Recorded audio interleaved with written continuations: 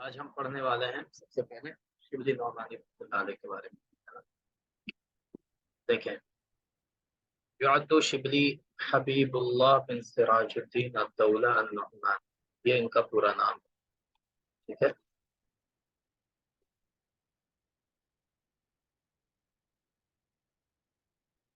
شبلی حبیب اللہ بن سراج الدولہ. ٹھیک ہے نا، یہ پورا نام ہے ان کے.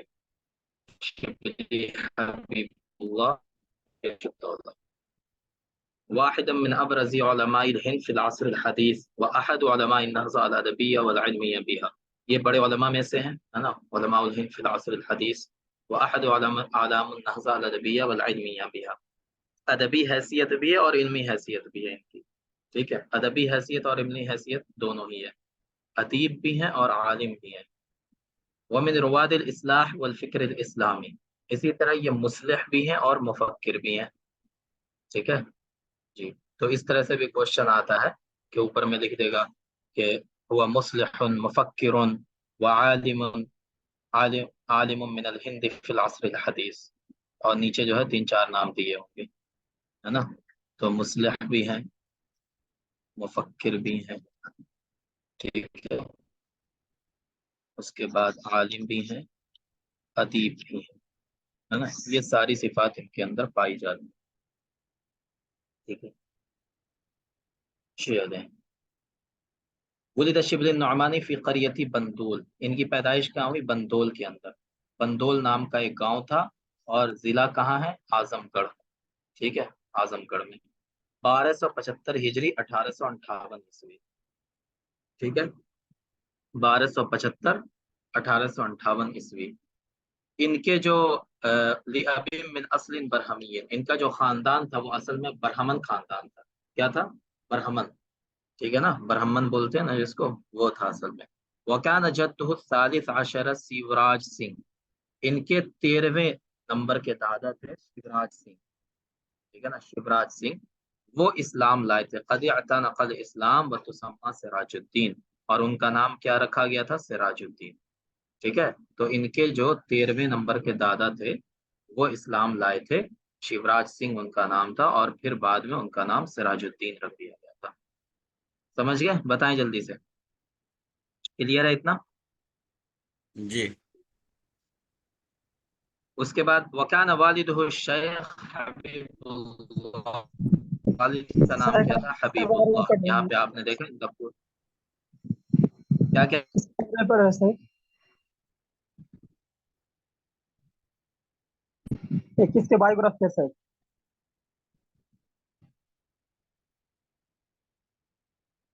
شبلی نعمانی یہ ہمارا سیلبس میں ہے. جی یہ تھیولوجی میں ہے، تھیولوجی میں. ہاں، کیا کہہ رہے ہیں؟ تھیولوجی والا ایک کلاس ہے یہ تھیولوجی عربک دونوں میں ہے یہ. جی نہیں سر، عربک میں نہیں ہے. عربی والا نہیں ہے. اچھا، عربک میں نہیں ہے عربک یہ. والا نہیں اوکے، نہیں. چلیں کوئی بات نہیں، کوئی بات. تو یہ تھیولوجی جو کہ ہم دونوں کی کلاس دے رہے ہیں، تو سر سید احمد خان ہیں عربک میں. جی سر. ہاں، تو دوسرے وہی ہیں دونوں. آج دونوں کو ہم پڑھائیں گے. ٹھیک ہے، چونکہ دونوں کا مکس سلیبس ہے نا، اس وجہ سے وہ کنفیوژن ہو جاتا ہے. صرف 2 لوگ تھیولوجی میں الگ ہیں، ایک شبلی نعمانی ہے، ایک اور کوئی الگ ہے، باقی سب سیم ہے. چلیں، اگر عربک والے چاہیں تو اسکپ کر سکتے ہیں اور چاہیں تو رک بھی سکتے ہیں. ٹھیک ہے، اس کے بعد پھر ہم پڑھیں گے سر سید احمد خان، تو وہ عربک میں بھی ہے. وکان والد الشیخ حبیب اللہ، ان کے والد کا نام حبیب اللہ تھا. ٹھیک ہے. شبلی نعمانی نے طلب علم کے لیے، پڑھنے کے لیے کہاں کہاں سفر کیا؟ لکھنؤ گئے، ہے نا، دلہی گئے، لاہور گئے، رامپور گئے، سہارنپور گئے. ٹھیک ہے، یہ بڑے بڑے شہر ہیں ہے نا. لکھنؤ آپ لوگ جانتے ہیں، دلہی بھی جانتے ہیں، لاہور بھی جانتے ہیں. لاہور ابھی کہاں ہے بتائیں؟ ابھی لاہور کہاں پڑتا ہے؟ پاکستان میں. پاکستان میں. پاکستان میں ہے نا. ہاں ہاں، تو لاہور بھی گئے، تو اس ٹائم چونکہ یہ ہوا نہیں تھا، پارٹیشن ہوا نہیں تھا. رامپور بھی گئے اور سہارنپور بھی گئے.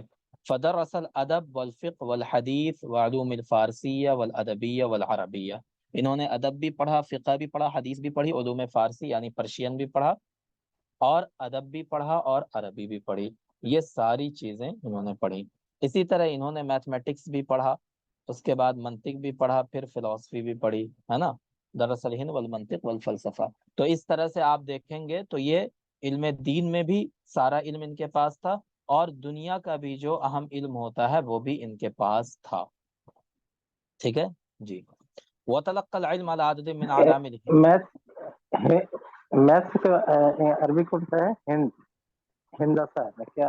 ہاں ہندسہ کما درس الہندسہ والمنطق والفلسفہ۔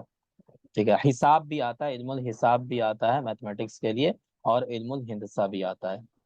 ٹھیک ہے جی۔ اسی سے مہندس بنتا ہے۔ مہندس کسے کہتے ہیں جی؟ مہندس کسے کہتے ہیں؟ مہندس انجینئر کو کہتے ہیں، ہاں انجینئر کو کہتے ہیں جی، انجینئر کو۔ ٹھیک ہے۔ منہم الشیخ محمد فاروق الجریا کوٹی، اب ان کے جو بڑے اساتذہ میں سے ہیں جن سے انہوں نے پڑھائی کی، جن سے انہوں نے علم حاصل کیا، فاروق چریا کوٹی، یہ جریا کوٹی عربی میں لکھا ہوا ہے، ورنہ اردو میں کیا ہے، یہ اعظم گڑھ کے پاس ہی ایک جگہ ہے چریا کوٹ۔ ٹھیک ہے، چریا کوٹ یہ جگہ ہے نا۔ تو وہاں کے ایک بڑے عالم تھے محمد فاروق، ان سے بھی انہوں نے پڑھائی کی۔ اس کے بعد شیخ احمد علی، شیخ احمد علی کہاں کے رہنے والے تھے؟ لاہوری، ہے نا، بہت بڑے عالم تھے یہ۔ اسی طرح شیخ ارشاد حسین اور شیخ فیض الحسن۔ فیض الحسن کو آپ جانتے ہیں، فیض الحسن کون ہے؟ یہ سہارنپوری۔ ہاں سہارنپوری، ٹھیک ہے نا۔ تو یہ ان کے مشہور اساتذہ میں یہ چار لوگوں کا نام آتا ہے نا۔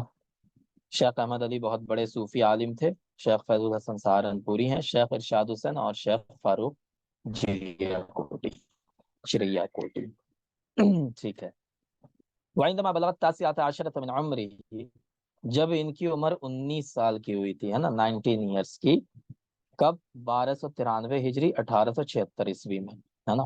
تو قرر شبلی ادا فریضۃ الحج، یہ حج کرنے چلے گئے۔ ٹھیک ہے، انہوں نے حج کب کیا؟ جب ان کی عمر 19 سال کی تھی۔ شاہ ولی اللہ کب گئے تھے عرب؟ کتنی عمر تھی ان کی جی؟ شاہ ولی اللہ کی عمر کتنی تھی جب وہ گئے تھے حرمین؟ 2 سال جو رہے تھے وہاں۔ ٹھیک ہے، چلو دیکھ لیجئے گا پھر سے۔ وَهُنَاكَ اتصل بعدد من علماء الحجاز، لہٰذا یہ بھی وہاں کے مکے کے بڑے علماء تھے، ان لوگوں سے یہ بھی ملے جس طرح شاہ ولی اللہ بھی ملے تھے۔ وَأَتَمَّ تَعْلِيمَهُ بِالْأَرَاضِي الْمُقَدَّسَةِ، اور وہاں بھی انہوں نے علم حاصل کیا۔ ثم عاد بعد ذلك الى اعظم گڑھ، پھر اعظم گڑھ چلے آئے، حيث عمل بالمحامات لفترة قصيرة، اور اعظم گڑھ آ کے یہ انہوں نے وکالت کا کام کیا کچھ زمانے تک۔ محامات کی معنی کیا ہوتا ہے بتائیں؟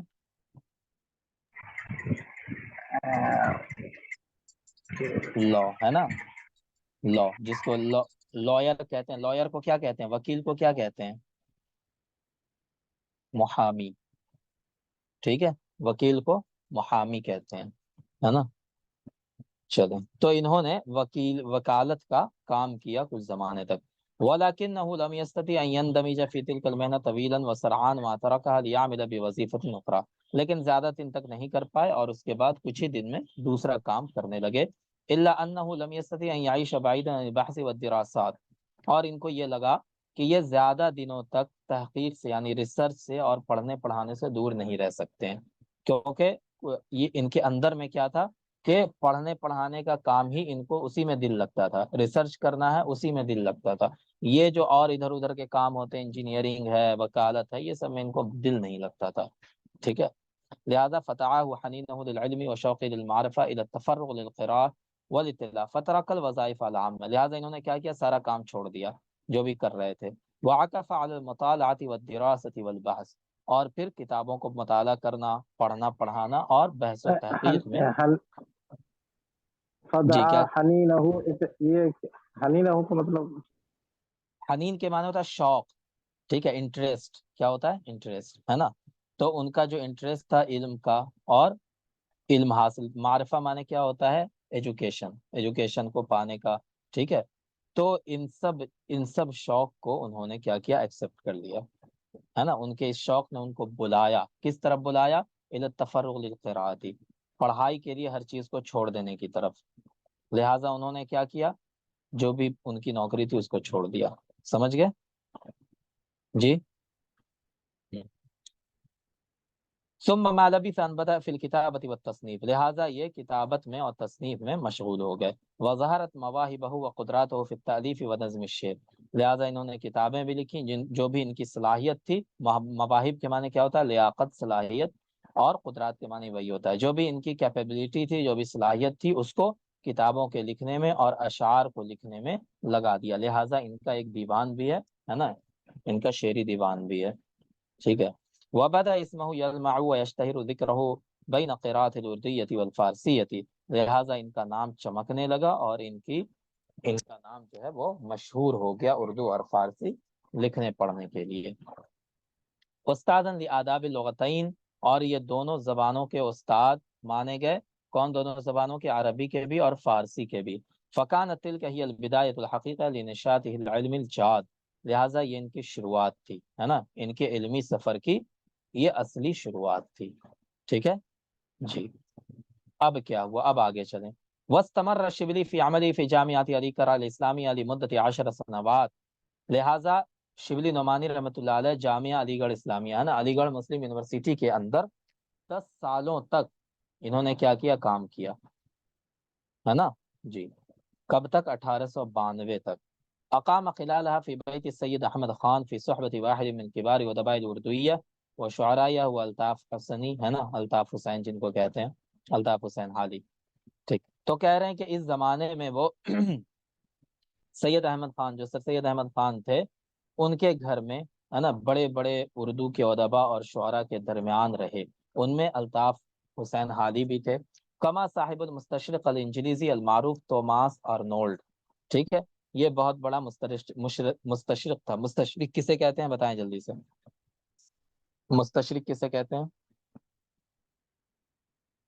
مستشرق کو انگلش میں کیا کہتے ہیں؟ اورینٹلسٹ،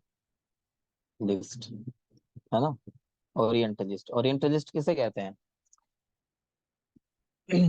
جو انگریز ہوتے ہیں، ٹھیک ہے، یورپین ہوتے ہیں، لیکن وہ عربی زبان کو، اردو زبان کو، یعنی جو مشرقی زبانیں ہیں ان کو سیکھتے ہیں، ٹھیک ہے، اور ان کو سیکھ کر کے اسی میں اپنا علمی سفر آگے بڑھاتے ہیں، ہے نا، ان کو مستشرق کہتے ہیں، ٹھیک ہے۔ تو بہت سارے مستشرقین ہیں جنہوں نے سیرت پہ کتابیں لکھی، اللہ کے رسول کی سیرت پر تفسیر لکھی ہے مستشرقین نے قرآن کی، ٹھیک ہے۔ اسی طرح عربی لغت لکھی، عربی لغت میں آپ نے نام سنا المنجد کا؟ المنجد کا نام سنا ہے؟ بتائیں، بہت بڑی عربی لغت ہے یہ، المنجد نام سنا ہے؟ ہاں، تو یہ بھی اس کا لکھنے والا کون ہے؟ المنجد لکھنے والا ایک وہاں کا جرمن کا اورینٹلسٹ ہے، ٹھیک ہے، مستشرق ہے وہ۔ تو یہ بھی تھومس آرنولڈ، یہ بھی مستشرق تھے، یہ انگلینڈ کے رہنے والے مستشرق تھے، اور یہ علی گڑھ مسلم یونیورسٹی میں رہتے تھے۔ ان کے نام پہ ایم یو کے اندر، علی گڑھ مسلم یونیورسٹی کے اندر ایک ہاسٹل بنا ہوا ہے، ٹھیک ہے جی۔ اور یہ عربی کے استاد تھے، وہاں پر عربی پڑھاتے تھے ایم یو میں، ہے نا۔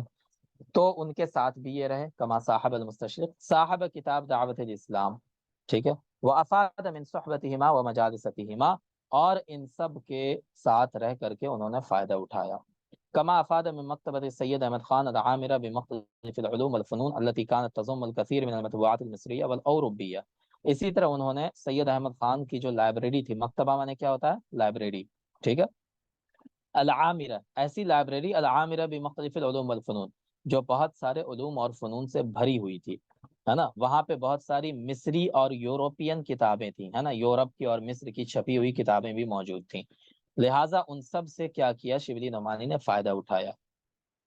وَكَانَ يَقْضِي فِيهَا السَّاعَاتَ الطِّوَالَ بَيْنَ الْبَحْثِ وَالِاطِّلَاعِ، لہٰذا ریسرچ میں اور پڑھنے میں اپنا ایک لمبا ٹائم انہوں نے وہاں پہ اسپینڈ کیا، گزارا، ٹھیک ہے۔ تو کتنے سال ہے یہ ایم کے اندر؟ جلدی سے کتنے سال رہے جی؟ شبلی نعمانی کتنے سال ایم یو میں رہے؟ 10 سالوں تک، ہے نا، 10 سالوں تک، 1892 تک، ٹھیک ہے، چلیں اب آ جائیں آگے۔ وَكَانَ الثَّمْرَةُ تِلْكَ الْمَرْحَلَةُ أَنْ قَامَ بِتَأْلِيفِ عددی من الکتب والرسائل تتناول تاریخ الاسلام والمسلمین، اسی زمانے میں انہوں نے بہت ساری کتابیں اور مقالات لکھے. رسائل معنی کیا ہوتا ہے؟ مقالات، آرٹیکلز، ٹھیک ہے، اسلام کی تاریخ پر اور مسلمانوں کی تاریخ کے بارے میں. وَتَنُوهُ بِأَمْجَادِهِمِ الْغَابِرَةِ مِنْ أَشْهُرِهَا، مسلمانوں کی گزشتہ تعلیم، ہے نا. یہ ان کی ایک کتاب ہے، مسلمانوں کی، اردو میں ہے، مسلمانوں کی گزشتہ تعلیم، جس کو عربی میں کیا کہیں گے؟ تعلیم المسلمین فی الماضی. یہ کتاب انہوں نے وہیں پہ رہتے ہوئے لکھی. اسی طرح امید، امید کے نام سے انہوں نے کتاب لکھی. فجر مطلب آرٹیکل تھا ان کا، عربی میں اس کا نام ہے فجر العمل، ہے نا، امید کی صبح، ہے نا، صبح امید اس کو اردو میں کہہ سکتے ہیں آپ. تو یہ کتاب بھی انہوں نے علی گڑھ میں رہتے ہوئے لکھی. کما الف کتاب عن الخلیفہ مامون، اسی طرح انہوں نے خلیفہ مامون کے بارے میں ایک کتاب لکھی، ہے نا، اور یہ بہت مشہور کتاب ہے ان کی. جو مامون ہے، المامون، المامون کس کا بیٹا تھا بتائیں؟ کس کا بیٹا تھا مامون؟ ہارون الرشید. ہارون رشید. ہارون ہاں، رشید کا. ہارون رشید کا بیٹا تھا. تو اس کی ہسٹری پہ انہوں نے کتاب لکھی، بہت مشہور کتاب ہے ان کی. اسی طرح ابو حنیفہ النعمان، یعنی امام ابو حنیفہ رحمۃ اللہ کی سیرت پر بھی ان کی کتاب ہے، ٹھیک ہے، سیرتی ابی حنیفہ النعمان. تو یہ کتابیں انہوں نے کہاں پہ رہ کر کے لکھی ہیں؟ علی گڑھ مسلم یونیورسٹی کے اندر، ٹھیک ہے. چلیں وفی سنہ، اب دیکھیں 1892 اور 1310 ہجری، اس میں کیا ہوا؟ قام شبلی النعمانی برحلہ الى منطقة الشرق الاوسط فزار الشام و مصر و استنبول و بیروت والقدس. 1892 میں یہ کہاں چلے گئے؟ شرق الاوسط کی طرف، ٹھیک ہے. انہوں نے وہ شام گئے، مصر گئے، استنبول گئے. استنبول کہاں ہے جی؟ استنبول کہاں ہے بتائیں جلدی سے. ترکی میں. ہاں، ترکی میں ترکی ہے، میں. ٹھیک ہے، ہاں ترکی میں. تو یہ استنبول بھی گئے، اسی طرح بیروت گئے. بیروت کہاں ہے؟ کہاں کی مصر میں. راجدھانی؟ لبنان. لبنان. ہاں، لبنان کی راجدھانی ہے نا. تو یہ لبنان بھی گئے. بیروت، سب سے زیادہ عربی کتابیں جو چھپی ہیں وہ بیروت سے چھپی ہیں، ٹھیک ہے نا. تو بیروت بہت امپورٹنٹ شہر ہے یہ لبنان سے. وہ بیروت والقدس، قدس سے مراد فلسطین ہے نا، تو وہاں بھی گئے یہ. وقد منحه السلطان العثمانی النشان المجیدی تقدیرا لعلمه ومکانته واحتراما له. اس وقت جو سلطان تھے، عثمانی سلطنت تھی اس وقت، چونکہ عثمانی سلطنت کب ختم ہوئی جی؟ 1919 کے آس پاس ہے نا، 1920 میں، بالکل 1923 میں تو بالکل ختم ہو گئی عثمانی سلطنت، عثمانی خلافت. تو اس وقت جو عثمانی خلیفہ تھے، انہوں نے ان کے علم کی وجہ سے، ان کے علم کی وجہ سے اور ان کی جو ان کا جو علمی مقام تھا اس کا احترام کیا، اور ان کو کیا دیا؟ ایوارڈ دیا، ٹھیک ہے، نشان المجیدی، ہے نا، ان کو ایک ایوارڈ دیا انہوں نے. وقد افاد النعمانی من هذا الرحلة امورا كثيرا اهمها انه استطاع التعرف على نفائس كتب التراث والادب واللغه الموجوده بالمكتبات وبخاصه في مصر. اب اس سفر کے دوران شبلی نعمانی رحمۃ اللہ علیہ نے بہت سی اہم تراث کی کتابوں سے، اسی طرح ادب اور لغت کی کتابوں سے، ہے نا، وہاں کی لائبریریوں میں جو کتابیں موجود تھیں، خاص کر مصر میں، ان ساری کتابوں سے انہوں نے کیا کیا بتائیں؟ شناسائی حاصل کی. ان ساری اچھی اچھی کتابوں کو انہوں نے پڑھا، ٹھیک ہے جی. تو یہ شبلی نعمانی کا 1892 میں یہ کہاں کہاں سفر پر گئے وہ آپ نے دیکھا. شام گئے، مصر گئے، استنبول گئے، بیروت گئے، قدس گئے. اور اسی سفر کے دوران جب یہ استنبول میں تھے، چونکہ ترکی کا دارالسلطنت کیا تھا؟ استنبول تھا، ہے نا، عثمانیوں کا. تو وہاں جب گئے تو وہاں کے جو سلطان تھے، عثمانی سلطان، انہوں نے ان کو نشان مجیدی دیا. چلے وعاد شبلی نعمانی مرة أخرى إلى جامعة علی گڑھ حيث قُبل بحفاوة بالغة وسجل مشاهداته وانطباعاته عن رحلته العلمية الطويلة في كتاب بعنوان سفرنامہ مصر روم. جب شبلی لوٹ کر کے آئے تو علی گڑھ مسلم یونیورسٹی ہی آئے، اور وہاں پر جو کچھ انہوں نے دیکھا تھا اور جو انہوں نے محسوس کیا تھا، ان ساری چیزوں کو، ان اپنے سارے اس لمبے علمی سفر کو انہوں نے کتاب کے اندر لکھ دیا. اور اس کتاب کا نام کیا ہے؟ سفرنامہ مصر و روم، ٹھیک ہے، سفر نامہ مصر و روم. تو یہ کس سفر کے بارے میں اس کتاب کے اندر لکھا؟ جو وہ 1892 میں گئے تھے، ہے نا.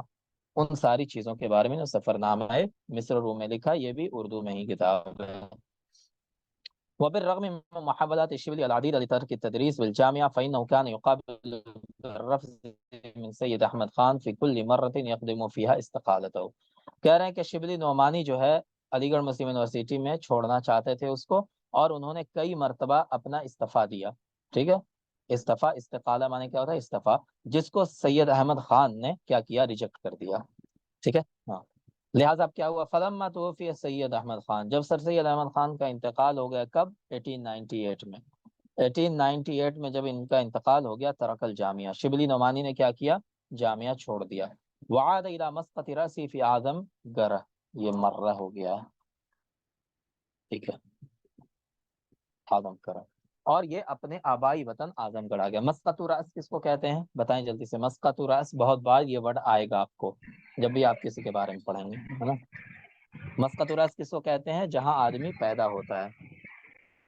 ٹھیک ہے، چلے تو یہ وہیں چلے آئے کب؟ سر سید احمد خان کے انتقال کے بعد. حیث استطاع انجاز کتابہ القیم عن سیرت الفاروق عمر بن خطاب، یہ ان کی بہت مشہور کتاب ہے. حضرت عمر بن خطاب رضی اللہ عنہ کی سیرت پر انہوں نے کتاب لکھی جس کا نام ہے سیرت الفاروق، الفاروق کے نام سے، ہے نا. بہت مشہور کتاب ہے ان کی، بلکہ سب سے مشہور کتاب اسی کو مانا جاتا ہے ہسٹری میں ان کی. اور اس کے علاوہ ایک اور ان کی اللہ کے رسول صلی اللہ علیہ وسلم کی جو انہوں نے سیرت لکھی وہ بھی مشہور ہے. تو سیرت الفاروق انہوں نے لکھی. الذي ظل يعد له سنوات طويله، کئی سال لگے اس کو لکھنے میں. واتجه شبلی للمشارکه في النهضه الفکریہ الاسلامیہ وعكف على البحث والتحلیل، اور یہیں سے شبلی نعمانی رحمۃ اللہ علیہ نے اپنا جو اسلامی فکر تھا اس کو ظاہر کرنا شروع کیا. ٹھیک ہے، کہ ان کی اسلامی سوچ کیا ہے، ان کے فکر کیا ہے، وہ لوگوں کے سامنے آنی شروع ہوئی. وعكف على البحث والتحلیل، اور یہ پھر لکھنے پڑھنے میں، ریسرچ کرنے میں لگ گئے. کچھ کہہ رہے ہیں کوئی؟ ٹھیک ہے. ثم تولى بعد ذلك ریاست دار العلوم والفنون فی حیدرآباد، پھر اس کے بعد یہ دار العلوم والفنون، غلام یزدانی صاحب میوٹ کر لیں، اگر آپ کو کچھ نہ کہنا ہو تو میوٹ کر لیں. ٹھیک ہے، شکریہ. ثم تولى بعد ذلك ریاست دار العلوم والفنون فی حیدرآباد، حیدرآباد کے اندر دار العلوم والفنون کے نام سے ایک وہاں پہ ادارہ تھا، اس کے یہ کیا بنا دیے گئے؟ رئیس بنا دیے گئے. ٹھیک ہے ہاں، اس کے یہ پریزیڈنٹ بنا دیے گئے. وقضى بها بضع سنوات، وہاں پہ کئی سال یہ رہے. كتب خلالها عدد من المصنفات عن الغزالی، اور وہیں پہ رہتے ہوئے انہوں نے، ٹھیک ہے، کئی کتابیں لکھی. ان میں سے کون کون سی کتاب ہے؟ الغزالی. الغزالی ان کی بہت مشہور کتاب ہے. کس کے اوپر ہے؟ کس کے اوپر ہے یہ بتائیں؟ ابو حامد الغزالی رحمۃ اللہ علیہ کے اوپر. ٹھیک ہے. وسوان مولانا روم، یہ الٹا پلٹا ہو گیا ہے نا، یہ اصل میں کیا ہے؟ مولانا روم. مولانا روم کسے کہا جاتا ہے بتائیں؟ کسے کہا جاتا ہے مولانا روم؟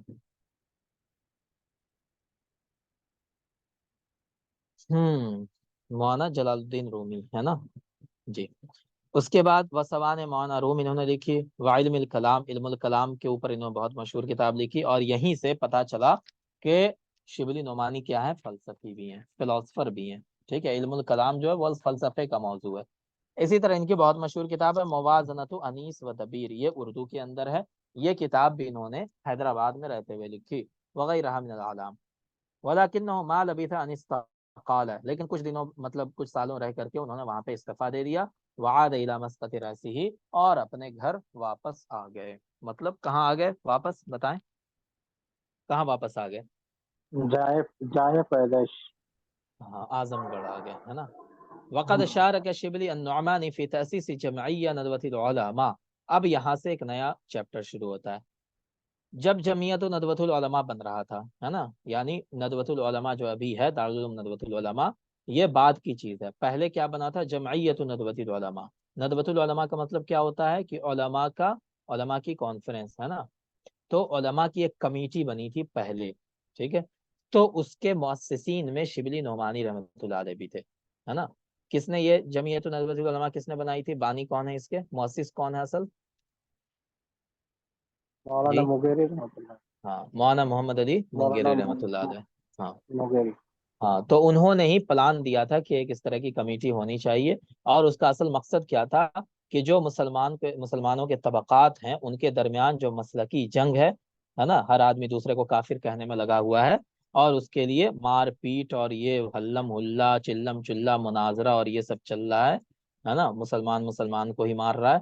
تو یہ ساری چیزیں ختم کرنے کی نیت سے، ٹھیک ہے، یہ چیزیں کیسے ختم ہوں اس نیت سے انہوں نے یہ ایک علماء کی کمیٹی بنائی تھی. اس میں شبلی نعمانی بھی تھے. کب یہ کمیٹی بنی تھی؟ 1894 میں. ثم اختور امیناً لہا، اور پھر علامہ شبلی نعمانی اس کمیٹے کے امین چن لیا گیا. امین کسے کہتے ہیں بتائیں جلدی سے, امین کسے کہتے ہیں جی؟ سیکرٹری جیسا कैशियर سیکریٹری کو, ہے نا, سیکریٹری کو امین کہتے ہیں, کیشیئر کو نہیں کہتے ہیں, سیکریٹری کو امین کہتے ہیں. ٹھیک ہے. ثم اختیرا امینا لہا, اس کے امین چن لیے گئے کب؟ 1901 میں. 1901 میں جمعیت ندوۃ العلماء کے یہ امین بن گئے, سیکریٹری بن گئے. واجتہد الشبلی فی وضع منہج تعلیمی متطور لکلیۃ دار العلوم, اور انہوں نے کوشش کیا کہ ایک بہت ہی ڈیولپ یعنی نئے طرح کا تعلیمی اسلوب, تعلیمی نصاب شروع کیا جائے. کہاں؟ دارالعلوم کے اندر. دارالعلوم سے مراد کیا ہے؟ دارالعلوم لندوۃ العلماء, ہے نا. تو انہوں نے ایک نیا نصاب انٹروڈیوس کرنا چاہا, نیا نصاب وہاں پہ شروع کرنا چاہا دارالعلوم میں, ہے نا. اور اس کے لیے انہوں نے کل ما استفاده من رحلات العلمیہ و تجارب العملیہ فی مجال التعلیم, اور یہ نیا نصاب اپنے اس جو یہ ادھر ادھر گئے تھے گھومنے کے لیے, مصر گئے, شام گئے, وہاں کے مدارس کو انہوں نے دیکھا, استنبول گئے, وہاں کے مدارس کو دیکھا, تو ان ساری چیزوں کا جو ان کا ایکسپیرینس تھا, ان ساری چیزوں کو دیکھنے کے بعد جو انہوں نے ان کا ایک مائنڈ ڈیولپ ہوا تھا, اسی طرح کا اپنے تجربے کی بنیاد پر ایک نیا نصاب یہ بنانا چاہتے تھے جو درس نظامی سے تھوڑا سا ہٹ کر کے ہو, ٹھیک ہے, اور جدید دور کے مطابق ہو, ماڈرن ایج کے مطابق ہو. تو اس طرح کا وہ نصاب دارالعلوم میں بنانا چاہتے تھے. اس کے لیے انہوں نے بہت کوشش کی, لیکن ہوا کیا, وہاں پہ ان کی مخالفت کی گئی بعد میں, اور پھر ان کو ندوہ چھوڑنا پڑا تھا. خیر, وہ ایک ہسٹری ہے اپنی. واستطاع شبلی من خلال عمله بالتدریس ومشاركته في الجمعيات المختلفة أن يكشف ويفند كثيرا من الشبهات التي حوتها بعض الاتجاهات الفكرية والثقافية الغربية. کہہ رہے ہیں کہ شبلی نعمانی نے اپنے پڑھانے کے دوران اور اسی طرح الگ الگ آرگنائزیشن میں جو انہوں نے کام کیا, اس دوران انہوں نے یہ کوشش کیا, ہے نا, کیا کوشش کیا کہ ان شبہات کو, ان ڈاؤٹس کو دور کر دیا جائے. کن ڈاؤٹس کو؟ جو فکری طور پر اور علمی طور پر, ہے نا, وہ ثقافت الغربیہ, جو ڈاؤٹس انسانوں کے ذہن میں پیدا ہو رہے ہیں. کیوں؟ مغربی ثقافت کی وجہ سے, ٹھیک ہے, مغربی تہذیب, مغربی کلچر کی وجہ سے جو انسانوں کے ذہن میں ڈاؤٹ پیدا ہو رہے ہیں, اس کو دور کرنے کی انہوں نے کوشش کی. ٹھیک ہے جی. والتي ظہرت من خلال مؤلفات عدد من المستشرقین والمعاشرین, اور یہ جو ڈاؤٹس پیدا ہو رہے تھے, یہ کیوں پیدا ہو رہے تھے؟ کہ بعض مستشرقین کی کتابوں کی وجہ سے پیدا ہو رہے تھے, ہے نا. کیونکہ مستشرقین کیا کرتے تھے کہ وہ اسلامی موضوع پہ کتاب لکھتے تھے, مان لیں وہ سیرت النبی پہ کتاب لکھ رہے ہیں, اللہ کے رسول کی سیرت پر, لیکن وہ درمیان میں کوئی ایسی بات لکھ جاتے تھے جو سوئچ پوائزن کی طرح کام کرتا تھا. ٹھیک ہے, مطلب وہ اسلام کے اوپر یا اللہ کے رسول کے اوپر کوئی نہ کوئی شک کا اظہار کرتے چلے جاتے تھے. سمجھ رہے ہیں؟ تفسیر لکھ رہا ہے قرآن کی, اور اس میں کیا کر رہا ہے کہ قرآن ہی کے اوپر اشکال کرتا جا رہا ہے. سمجھ رہے ہیں؟ اور اسی طرح لغت لکھ رہا ہے عربی کی, اور لغت میں کیا کر رہا ہے, الفاظ کے غلط معنی, مطلب ایسے معنی بیان کر رہا ہے جو انجیل اور تورات کے مطابق ہیں, قرآن کے مطابق نہیں ہے. تو یہ ساری چیزیں وہ کر رہے تھے, وہ کھیل کر رہے تھے اپنی کتابوں میں لکھنے میں. تو اسی کھیل کو انہوں نے پکڑ لیا شبلی نعمانی نے, اور کہا کہ یہ تو مسلمانوں کے ذہن میں, اور کیا کریں گے, نئے نئے ڈاؤٹ پیدا کریں گے, مسلمانوں کو یہ مرتد بنا دیں گے, ملحد بنا دیں گے, لہٰذا اب ان کے اوپر اٹیک ضروری ہے. ٹھیک ہے, لہٰذا شبلی نعمانی رحمۃ اللہ نے جو کتاب لکھی ہے سیرت النبی, پڑھی ہے کسی نے؟ بتائیں, پڑھی ہے کسی نے جی؟ نہیں پڑھی, لیکن کچھ صفحات کچھ صفحات پڑھے ہیں. ٹھیک ہے, تو سیرت النبی جو انہوں نے لکھی تھی, وہ اصل میں لکھنے کا مقصد کیا تھا کہ جو مستشرقین سیرت کے اوپر اشکال کرتے ہیں, اللہ کے رسول کی ذات کے اوپر اشکال کرتے ہیں, ان کے معجزات کے اوپر اشکال کرتے ہیں, ان ساری چیزوں کا جواب دیا جائے. یہ اصل مقصد تھا سیرت النبی لکھنے کا. ٹھیک ہے, شروع انہوں نے کیا تھا لیکن کمپلیٹ نہیں کر پائے تھے. بعد میں سیرت النبی کو کس نے کمپلیٹ کیا بتائیں جی؟ سید ابو الحسن علی ندوی, نہیں نہیں نہیں نہیں ابو الحسن علی ندوی, نہیں نہیں نہیں, ابو الحسن ندوی نے نہیں کیا تھا. کس نے کیا تھا؟ سلیمان ندوی رحمۃ اللہ علیہ نے, ہے نا, سید سلیمان ندوی رحمۃ اللہ علیہ نے اس کو کمپلیٹ کیا تھا. ٹھیک ہے, جو ان کے شاگرد تھے, بہت قریبی شاگرد تھے شبلی نعمانی کے. چلیں, لیکن کسی الفاظ کا انہوں نے کاٹ چھانٹ کیا تھا. कहीं कुछ इस तरीके से लिख दिया था जी जो अच्छा जंग बदर में कुछ लोग, हाँ, तो उसको काट काट के कुछ अल्फाज मतलब कमी बेशी किया अच्छा अच्छा, हो सकता है किया उन्होंने, उसके बारे में हमें था नॉलेज जी। नहीं है, लेकिन किया मुबशरीन हो। का माने क्या माना, मुबशरीन का माने मुस्तशरिकीन के बाद मुबशरीन जो है। ये जो मुबश्शिरीन लिखा हुआ है जी, मुबश्शिरीन, हाँ देखें, हाँ हाँ मुझे जो समझ में आया, हालांकि मैंने कहीं देखा नहीं इसको, लेकिन मुझे जो समझ में आया, मुबश्शिरीन के माना है यहाँ पे मुर्जिईन के माना में है। ठीक है, यानी वो लोग जो इस्लाम में हर तरह से, बस तुम गुनाह करो, कुछ भी करो, अल्लाह के सामने तौबा कर लोगे, या क्या करोगे, मतलब तुम नमाजें पढ़ लोगे, तुम्हारे सारे गुनाह कबीरा माफ हो जाएंगे। जैसे उनका ईसाइयों का एक वो है ना, अकीदा है कि तुम साल भर गुनाह करो, और 25 दिसंबर को जाकर के चर्च में अपने गुनाह का इकरार कर लो, तो तुम्हारे गुनाह माफ हो जाएंगे सारे, और फिर तुम जाके गुनाह करना शुरू कर दो। ठीक है, तो इसी तरह के मुसलमानों में भी एक फिलॉसफी, मतलब फलसफे के नतीजे में, फलसफा की वजह से एक तबका पैदा हुआ, जो क्या कहता था कि तुम मुसलमान हो ना, कलमा पढ़ते हो ना, बाकी तुम जो भी गुनाह करो तुम जन्नती हो। ठीक है जी। तो इस जी तबके की, हाँ, इस तबके का भी इन्होंने रद्द किया था, इसका भी जवाब दिया था। और अभी भी ये लोग पाए जाते हैं, है ना, इस तरह के लोग अभी भी मौजूद हैं, वो किताबें में भी लिखते हैं, बड़े बड़े स्कॉलर हैं उनके, है ना, आप यूट्यूब वगैरह पे देखिएगा तो वो अभी भी लोग मौजूद हैं इस तरह के। ठीक है, खास करके जो इंडस्ट्री में काम कर रहे हैं, चाहे वो पाकिस्तानी फिल्म इंडस्ट्री हो, हिंदुस्तानी फिल्म इंडस्ट्री हो, वो यही समझते हैं कि मजहब जो है वो हमारा जाती मामला है ना, मेरा और अल्लाह के बीच का मामला है, बाकी हम दुनिया में जो कुछ करें अल्लाह सबको माफ कर देगा, क्योंकि हम अल्लाह पर ईमान रखते हैं। ठीक है, और हमारी बदआमालियां जो हैं वो हमें जन्नत से नहीं रोकेंगी। तो अभी भी ये तबका मौजूद है, आप उनके इंटरव्यूज देखिएगा तो आपको समझ में आएगा कि ये लोग अभी भी मौजूद हैं। ठीक है जी। वकान मनहजु फिर रद्द अला तिल्क शुबहात, अब इन्होंने क्या किया, इन्होंने जो तरीका इख्तियार किया अल्लामा शिबली नोमानी ने, तो उन शुबहात को दूर करने का, उनका जवाब देने का उसलूब इख्तियार किया।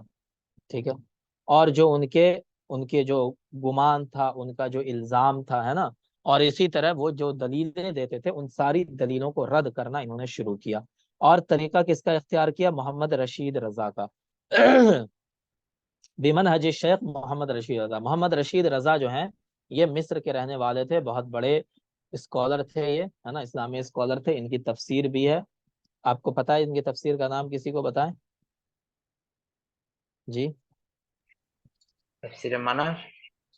नहीं नहीं नहीं नहीं, इनकी तफसीर है बहुत बड़ी रशीद रजा साहब की, है ना। ये अखवानुल मुस्लिमीन का नाम सुना है आप लोगों ने, अखवानुल मुस्लिमीन?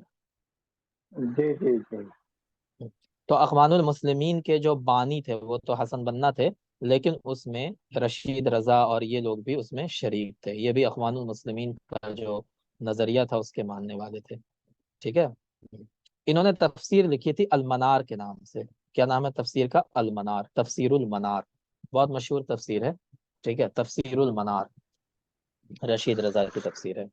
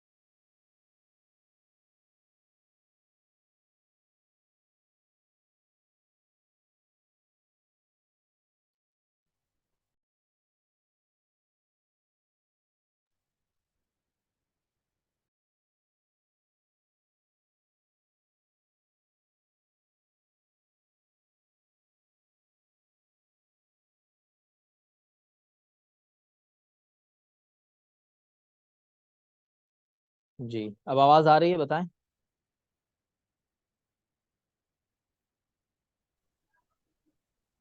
آواز آ رہی ہے؟ آواز آ رہی ہے. ٹھیک ہے ٹھیک. پتہ نہیں کیوں یہ کٹ ہو گیا اچانک. چلیں. لہذا مصر میں ایک کانفرنس ہوئی، اس میں یہ کہا گیا ان کے بارے میں ہوا عالم مستقل، کہ یہ مستقل عالم ہے، لا عالم رسمی مقلد، یہ دوسروں کی تقلید کرنے والے روایتی عالم نہیں ہے. ٹھیک ہے، بس عالم نام پڑ گیا ہو ایسا نہیں ہے، بلکہ یہ ان کو گہرا علم ہے، ہر چیز کے بارے میں ان کو نالج ہے. ٹھیک ہے.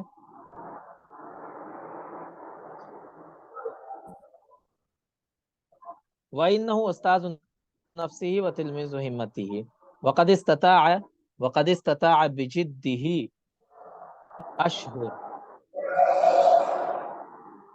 نذر اسلام صاحب آپ میوٹ کر لیں نذر اسلام صاحب. جی شکریہ. ٹھیک ہے. وقد استطاع بجدی واجتہادی ان یسبی اشہر نوابغ علماء الہند فی هذا العصر، اور یہ بھی کہا گیا کہ یہ اپنی کوشش سے یہ ہندوستان کے بڑے بڑے علماء میں شمار کیے جا سکتے ہیں نا، بڑے علماء میں یہ بن سکتے ہیں. لا يعرف له ضريب في اتقان اللغة العربية وطول الباع وحسن التذوق في فهم منثورها ومنظومها والقدرة على الكتابة بها. ٹھیک ہے. عربی زبان میں ان کو گہری نالج تھی، اسی طرح عربی زبان کے منصور کو، مطلب جو نثر لکھا ہوا، اسی طرح جو اشعار ہیں ان سب کو سمجھنے میں اور ان سب کے بارے میں لکھنے میں بھی ان کو مہارت حاصل تھی. سمپل بات یہ ہے کہ اس پورے پیراگراف میں یہ کہا گیا کہ انہوں نے اسلوب کس کا اختیار کیا؟ محمد رشید رضا کا. کس چیز میں؟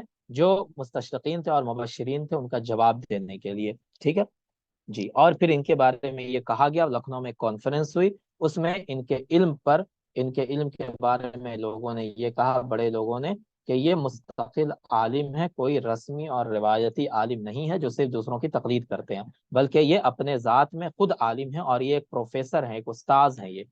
ٹھیک ہے جی. علم پر گہری نظر ہے ان کی، ان کو عربی زبان پر بھی مہارت ہے، اس کے نثر پر بھی، اس کے شعر پر بھی، اور اس کو لکھنے پر بھی، ہر چیز پر ان کو مہارت حاصل ہے.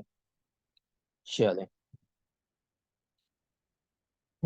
اب دیکھیں یہاں پہ وَلَمْ يَكُنْ شِبْلِ نُعْمَانِ بِمَعْزِلٍ عَنِ الْحَرْكَةِ الثَّقَافِيَّةِ وَالْفِكْرِيَّةِ فِي الْعَالَمِ الْعَرَبِيِّ وَالْإِسْلَامِيِّ فَعِنْدَمَا أَصْدَرَ. جورجی زیدان یہ بہت بڑے رائٹر تھے، ان کی کتاب آئی تاریخ التمدن الاسلامی. اور جورجی زیدان کے بارے میں آپ کو بتا دیں گے، عیسائی تھے، مسلمان نہیں تھے یہ. ٹھیک ہے نا. جورجی زیدان کیا تھے؟ عیسائی تھے. ٹھیک ہے. تو انہوں نے ایک کتاب لکھی تاریخ التمدن الاسلامی الذی نال شہرة کبیرة، یہ بہت زیادہ مشہور ہوئی ہے کتاب. وَذَا عَزَيْتَهُ بَعْدَ أَنْ تَدَاوَلَهَا النَّاسُ وَأَقْبَلُوا عَلَيْهِ، بہت زیادہ لوگ اس کتاب کو پڑھنے لگے. وحينما اطلع النعماني على الكتاب استطاع بقضيته العلمية النافذة وبصيرة الواعية أن يقف على كثير مما جاء فيه من أخطاء علمية وتجاوزات. جب اس کتاب کو شبلی نعمانی نے پڑھا تو انہوں نے اپنے علم کی وجہ سے اور اپنی بصیرت کی وجہ سے یہ ان کو سمجھ میں آ گئی یہ بات کہ اس کتاب کے اندر بہت ساری علمی غلطیاں ہیں. ٹھیک ہے. اور بہت ساری جگہوں پر وہ حد سے آگے بڑھ گئے ہیں جورجی زیدان، ہے نا. لہٰذا انہوں نے ایک کتاب لکھی شبلی نعمانی نے، فوضع کتاب انتقاد تاریخ التمدن الاسلامی. ٹھیک ہے. تاریخ التمدن اسلامی کے اوپر تنقید کرتے ہوئے انہوں نے کتاب لکھی شبلی نعمانی نے. ٹھیک ہے. جورجی زیدان ایک عیسائی رائٹر تھے اور یہ رہنے والے لبنان کے تھے، ہے نا. انہوں نے تاریخ التمدن اسلامی، انہوں نے بہت ساری اسلامی کتابیں لکھی ہیں. آپ ان کو پڑھیں گے تو آپ کو لگے گا نہیں کہ یہ کسی عیسائی کی لکھی ہوئی ہے، لگے گا کسی مسلمان نے لکھی ہے اور کسی بڑے عالم نے لکھی ہے. ٹھیک ہے جی. انہوں نے عربی ادب کی تاریخ بھی لکھی ہے 4 جلدوں میں، ہے نا. اسی طرح تاریخ التمدن اسلامی ان کی بہت مشہور کتاب ہے. یہ ساری کتابیں انہوں نے لکھی ہے جورجی زیدان نے. تو اس کتاب کو پڑھنے کے بعد شبلی نعمانی کو سمجھ میں آیا کہ یہ بہت ساری جگہوں پہ انہوں نے اپنا عیسائی والا گھسا دیا ہے نا اسلام کے اندر. لہٰذا اس کا انہوں نے جواب لکھا اور اس کتاب کا نام کیا رکھا؟ انتقاد تاریخ التمدن الاسلامی. ٹھیک ہے. اور ان کی وہ کتاب مطبعۃ المنار جو قاہرہ کے اندر ہے، مصر کے اندر ہے، مطبعۃ المنار. مطبعہ کس کو کہتے ہیں بتائیں جلدی سے، مطبعہ کسے کہتے ہیں؟ جی چھپا خانہ. مطبعہ جہاں پبلیکیشن کو، ہے نا. پبلیکیشن جس کو ہم لوگ انگلش میں کیا کہتے ہیں؟ Publication house. ٹھیک ہے. تو المنار پبلیکیشن ہاؤس تھا مصر میں، وہاں سے ان کی یہ کتاب چھپی کب؟ 1912 میں. ٹھیک ہے. 1912 میں وہاں سے انتقاد تاریخ تمدن اسلامی چھپی. چلیں. وبعد رحلة كفاح طويلة انتفت تلك الجذبة التي طالما أزاحت الطريق أمام الدارسين وطلاب العلم ورواد الحقيقة. वतुवफ़िय शिबली नौमानी, शिबली नौमानी रहमतुल्लाह अलैह का इंतकाल हो गया कब? 30 जिलहिज्जा 1332 हिजरी में, 18 नवंबर 1914 ईस्वी में। तो पैदा कब हुए थे ये बताएं जल्दी से, पैदाइश क्या है इनकी, डेट ऑफ बर्थ क्या है इनका? 1858। 1858, ठीक है। और 1800, यहाँ देखें 1858 में पैदा हुए थे, है ना जी। और इनकी वफात कब हुई? 1914 में, ठीक है। उस वक्त इनकी उम्र 56 ईयर्स की थी, है ना जी। 56 बाद अन साहम बिनसीब वाफिर फी नशर दावत इस्लामिया व इब्राज़ अदीद मिन अल-जवानिब अल-हज़ारिया अल-मुशरिक़ा फी तारीख़ अल-इस्लाम। बहुत सारी इन्होंने इस्लामी दावत को फैलाने के ऊपर भी बहुत सारी किताबें लिखी ताकि इस्लामी दावत जो है दूर तक जाए, और इसी तरह फिलॉसफी के ऊपर, तारीख के ऊपर इन्होंने हर टॉपिक पर किताबें लिखी इतने ही दिनों में। चलें वक़द लक़िय अन्नुअमानी मा यलीक़ु बिही मिनल वफ़ा'i वत्तकरीम फ़क़द अतलक़त नदवतुल उलमा इस्महु अला मक्तबतिही अल जदीदा तकरीमन लहु व तख़लीदन लिज़ाकिरिही। जो नदवी हज़रात हैं उनको पता है कि शिबली नौमानी रहमतुल्लाह अलैह को इज्जत देने के लिए उनके एहतराम में नदवतुल उलमा की जो नई लाइब्रेरी बनी उसका नाम क्या रखा गया बताएं? मक्तबा शिबली नौमानी, ठीक है। अभी जो वहाँ पे लाइब्रेरी है नदवतुल उलमा की सेंट्रल लाइब्रेरी, उसका नाम क्या है? मक्तबा शिबली नौमानी, है ना। चलें बस यही है। अब आ जाए, इन्होंने जो किताबें लिखी हैं तो मशहूर किताबों में इल्मुल कलाम है ना, जो हमने पढ़ा अभी। इनक़सम हाज़िल किताब, ये कब लिखी थी उन्होंने?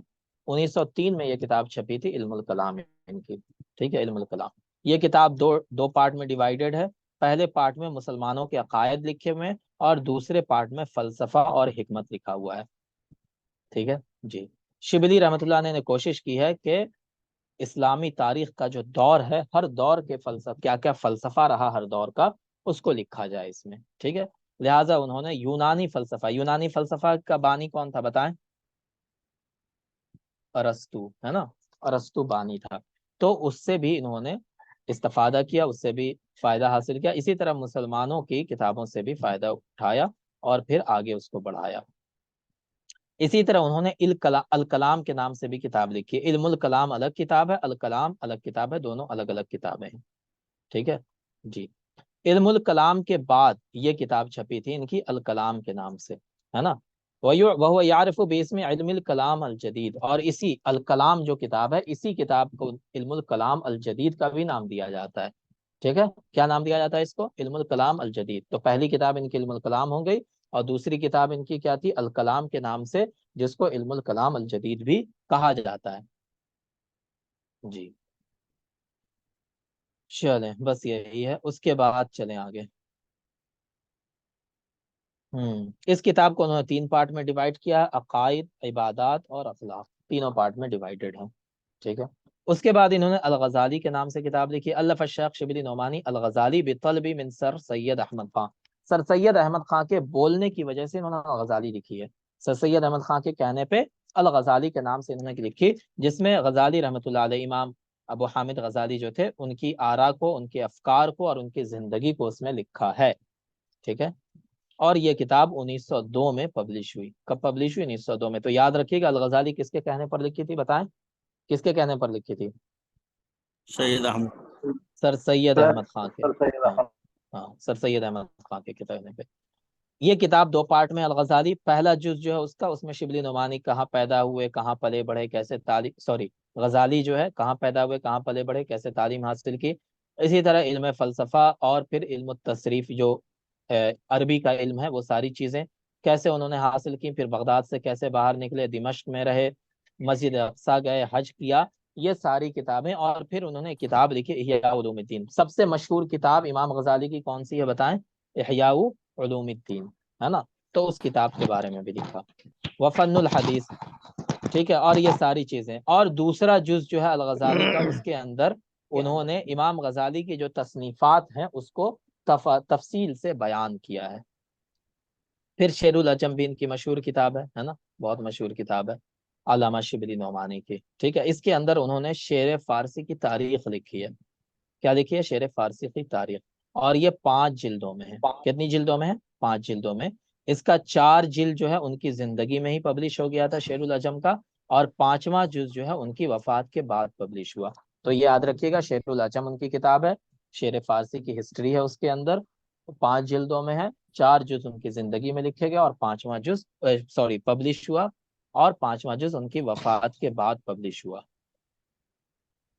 چلیں، تو یہ ان کی کچھ مشہور کتابیں تھیں. اس کے علاوہ ان کی کتابوں میں المامون ہے نا، المامون جیسا ہم نے اوپر میں پڑھا، بہت مشہور کتاب ہے. الفاروق بہت مشہور کتاب ہے، ٹھیک ہے. اس کے بعد سیرت النبی بہت مشہور کتاب ہے جی. تو یہ ساری کتابیں شبلی نعمانی رحمۃ اللہ علیہ کی ہیں. چلو، تو یہ ہم نے پڑھ لیا شبلی نعمانی کے بارے میں. اب یہ میں PDF آپ کو شیئر کر دوں گا، آپ پھر اس کو ریوائز کر لیجیے گا. اب آ جائیں سر جناب سر سید احمد خان پہ. جی بتائیں. دعوت الاسلام بول کے تھامس بول کے کیا ایک پتہ ہے نا، تو وہ اصل میں شبلی نعمانی کا ہے یا وہ جو مستشرقین رائٹر ہیں ان کا ہے؟ مستشرق رائٹر کا ہے وہ، آپ کو۔ مستشرق رائٹر کا ہے وہ، ٹھیک ہے. الدعوت الاسلامیہ جو ہے اچھا، نا، مستشرق رائٹر کا ہے وہ، ان کا نہیں ہے. ارے مستشرق رائٹرز کی آپ کتابیں پڑھیں گے نا، اورینٹلسٹ کی، تو آپ کو لگے گا کہ کتنے بڑے بڑے علامہ ہیں یہ لوگ، بہت زبردست ریسرچ کرتے ہیں وہ لوگ. ہمارے مدارس میں کچھ بھی نہیں ہوتا ہے جتنا وہ ریسرچ کرتے ہیں اسلامی علوم کے اوپر، ٹھیک ہے. آپ انگلینڈ چلے جائیے، کیمبرج میں، آکسفورڈ میں، اسلامک اسٹڈیز کا جو شعبہ ہے اس میں مسلمانوں سے زیادہ آپ کو عیسائی ملیں گے. وہاں پہ پروفیسر عیسائی ہیں، پڑھانے والے عیسائی ہیں، وہ جو اسلامک اسٹڈیز کا شعبہ ہے اس میں، ٹھیک ہے. اور وہ بہت ریسرچ کرتے ہیں، کتابیں لکھتے ہیں، بہت تحقیقی کتابیں لکھتے ہیں، ہے نا. عربک ہسٹری کے اوپر بہت مشہور کتاب ہے، وہ ایک جرمن اورینٹلسٹ کی ہے، جرمنی کا رہنے والا تھا وہ، ہے نا. اس نے کتاب لکھی عربک ہسٹری کے اوپر، عربک لٹریچر کی ہسٹری پہ 5 جلدوں میں کتاب لکھی، بہت، ٹھیک ہے. تو یہ لوگ بہت محنت سے ہاں وہ میں دے دوں گا آپ کو، شیئر کر دوں گا ٹھیک ہے. اب دیکھیں ذرا ہم سر سید احمد خان کے بارے میں دیکھ لیتے ہیں. سر سید احمد خان، ان کا نام تو سر سید نہیں تھا پہلے سے، سیر لکھا گیا ہے نا، یہ اصل میں سر ہے، سر ہے، ٹھیک ہے. سر سید احمد خان بہادر، 17 اکتوبر 1817 میں ان کی پیدائش ہوئی، ہے نا. اور ان کا انتقال کب ہوا؟ 27 مارچ 1898 میں، ٹھیک ہے. رجل تعلیم ہندی مسلم ہے، ہندوستانی ہیں، سیاسی بھی ہیں. یعتبر رائد التعلیم الحدیث للمسلمین فی الہند، ان کو رائد التعلیم الحدیث بھی کہا جاتا ہے ہندوستان میں، رائد التعلیم الحدیث فی المسلمین. بتاسیسہ کلیہ المحمدیہ الانجیلو شرقیہ، انہوں نے جو کالج بنایا اس کا نام کیا تھا؟ محمدن اینگلو اورینٹل کالج، ٹھیک ہے. محمدن اینگلو اورینٹل کالج ان کا جو کالج انہوں نے بنایا تھا. بعد میں اسی کا نام کیا پڑ گیا بتائیں؟ اسی کالج کا کیا نام پڑ گیا؟ علی گڑھ. ہاں، علی گڑھ مسلم یونیورسٹی، ہے نا. تو انہوں نے بنایا تھا محمدن اینگلو اورینٹل کالج. التي تطورت لتصبح جامعہ علی گڑھ اسلامیہ لاحقا، بعد میں اس کا نام یہ جامعہ علی گڑھ اسلامیہ بن گیا. اعماله اوجدت جيلا من المثقفين والسياسيين المسلمين والذين شكلوا حركة علی گڑھ لفصل المسلمین عن الہند، ٹھیک ہے. تو ہندوستان کے اندر، ٹھیک ہے، تحریک علی گڑھ کے نام سے انہوں نے کیا چلائی تھی؟ تحریک چلائی تھی، جس کو علی گڑھ تحریک کہا جاتا ہے. کوئی انہوں نے نام نہیں دیا تھا اس تحریک کو، انہوں نے نام نہیں دیا تھا کہ علی گڑھ تحریک میں چلا رہا ہوں، لیکن لوگوں نے اس کو نام کیا رکھ دیا؟ اس کا علی گڑھ تحریک رکھ دیا. چلیں. استعادت الثورہ الکبریٰ فی الہند، اب ان کی ہسٹری جو اسٹارٹ ہوتی ہے وہ کب سے اسٹارٹ ہوتی ہے وہ اصل بات ہے، ٹھیک ہے. دیکھیں یہ پہلے کیا تھے، بعد میں کیا ہوئے، ان کے زندگی کے 2 فیز ہیں، ٹھیک ہے.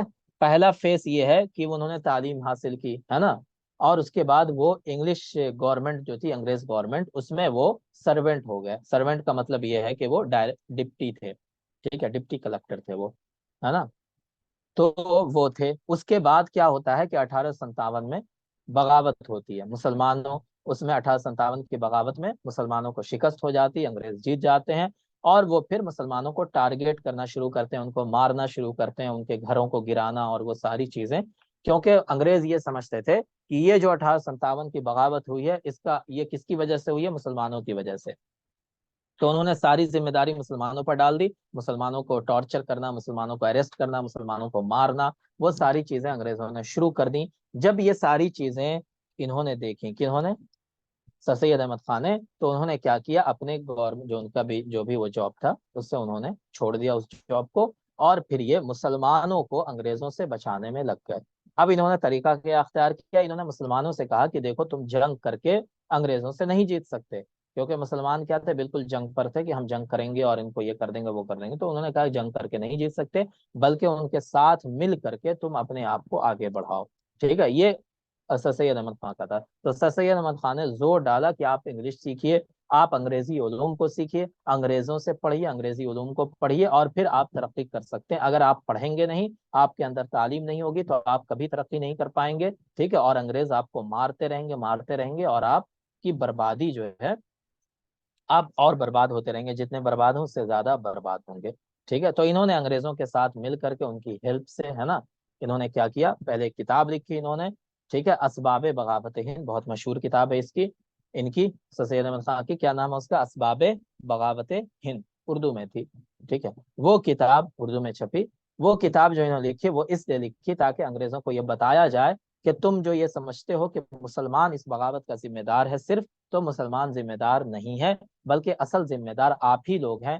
آپ کی غلط پالیسیوں کی وجہ سے، چونکہ انگریزوں نے ظلم کیا مسلمانوں کے اوپر، یہاں کے ہندوستانی عوام کے اوپر، اسی وجہ سے یہ بغاوت ہوئی۔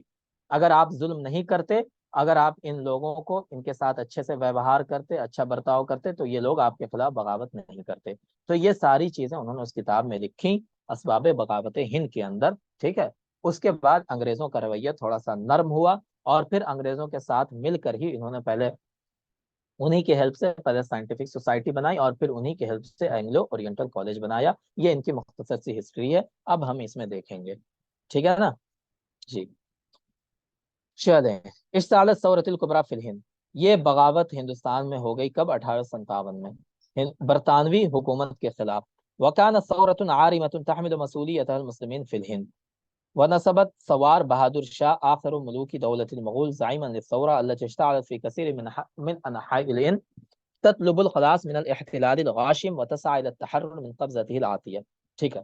اب یہ جو بغاوت ہوئی، اس کی ساری ذمہ داری، رسپانسبلٹی مسلمانوں نے اٹھائی، ٹھیک ہے، اور اس کے سوار کون تھے، مطلب اس کے لیڈر کون تھے اس بغاوت کے؟ بہادر شاہ ظفر، ہے نا، جو آخری مغل بادشاہ تھے، ٹھیک ہے۔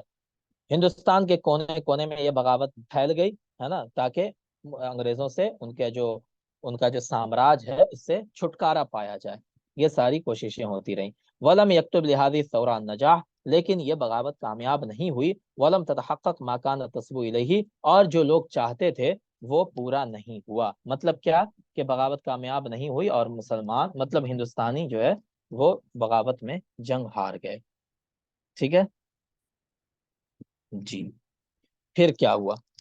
فالمسلمون ضعاف متفرقون يحتاجون الى نهضه واصلاح قبل مواجهه قوات الاحتلال واحوالهم المترديه وتخلفهم في ميادين الحياه لا يصنع نصرا ولا يحقق عملا۔ اب مسلمان کیا ہو گئے؟ مسلمان کے اوپر جو ہے وہ دگنا ہو گیا، کیا؟ ظلم دگنا ہو گیا ان کے اوپر، ٹھیک ہے، بڑھ گیا ایک دم، ہے نا، ٹھیک ہے۔ اور انگریزی جو گورنمنٹ تھی وہ ان کے پیچھے پڑ گئی، ان کو مارنے دو۔ تو لہٰذا ضرورت ہوئی کہ مسلمانوں کو اب کیا کیا جائے؟ اکٹھا کیا جائے، ہے نا، اور مسلمانوں کی اصلاح کی جائے، ٹھیک ہے۔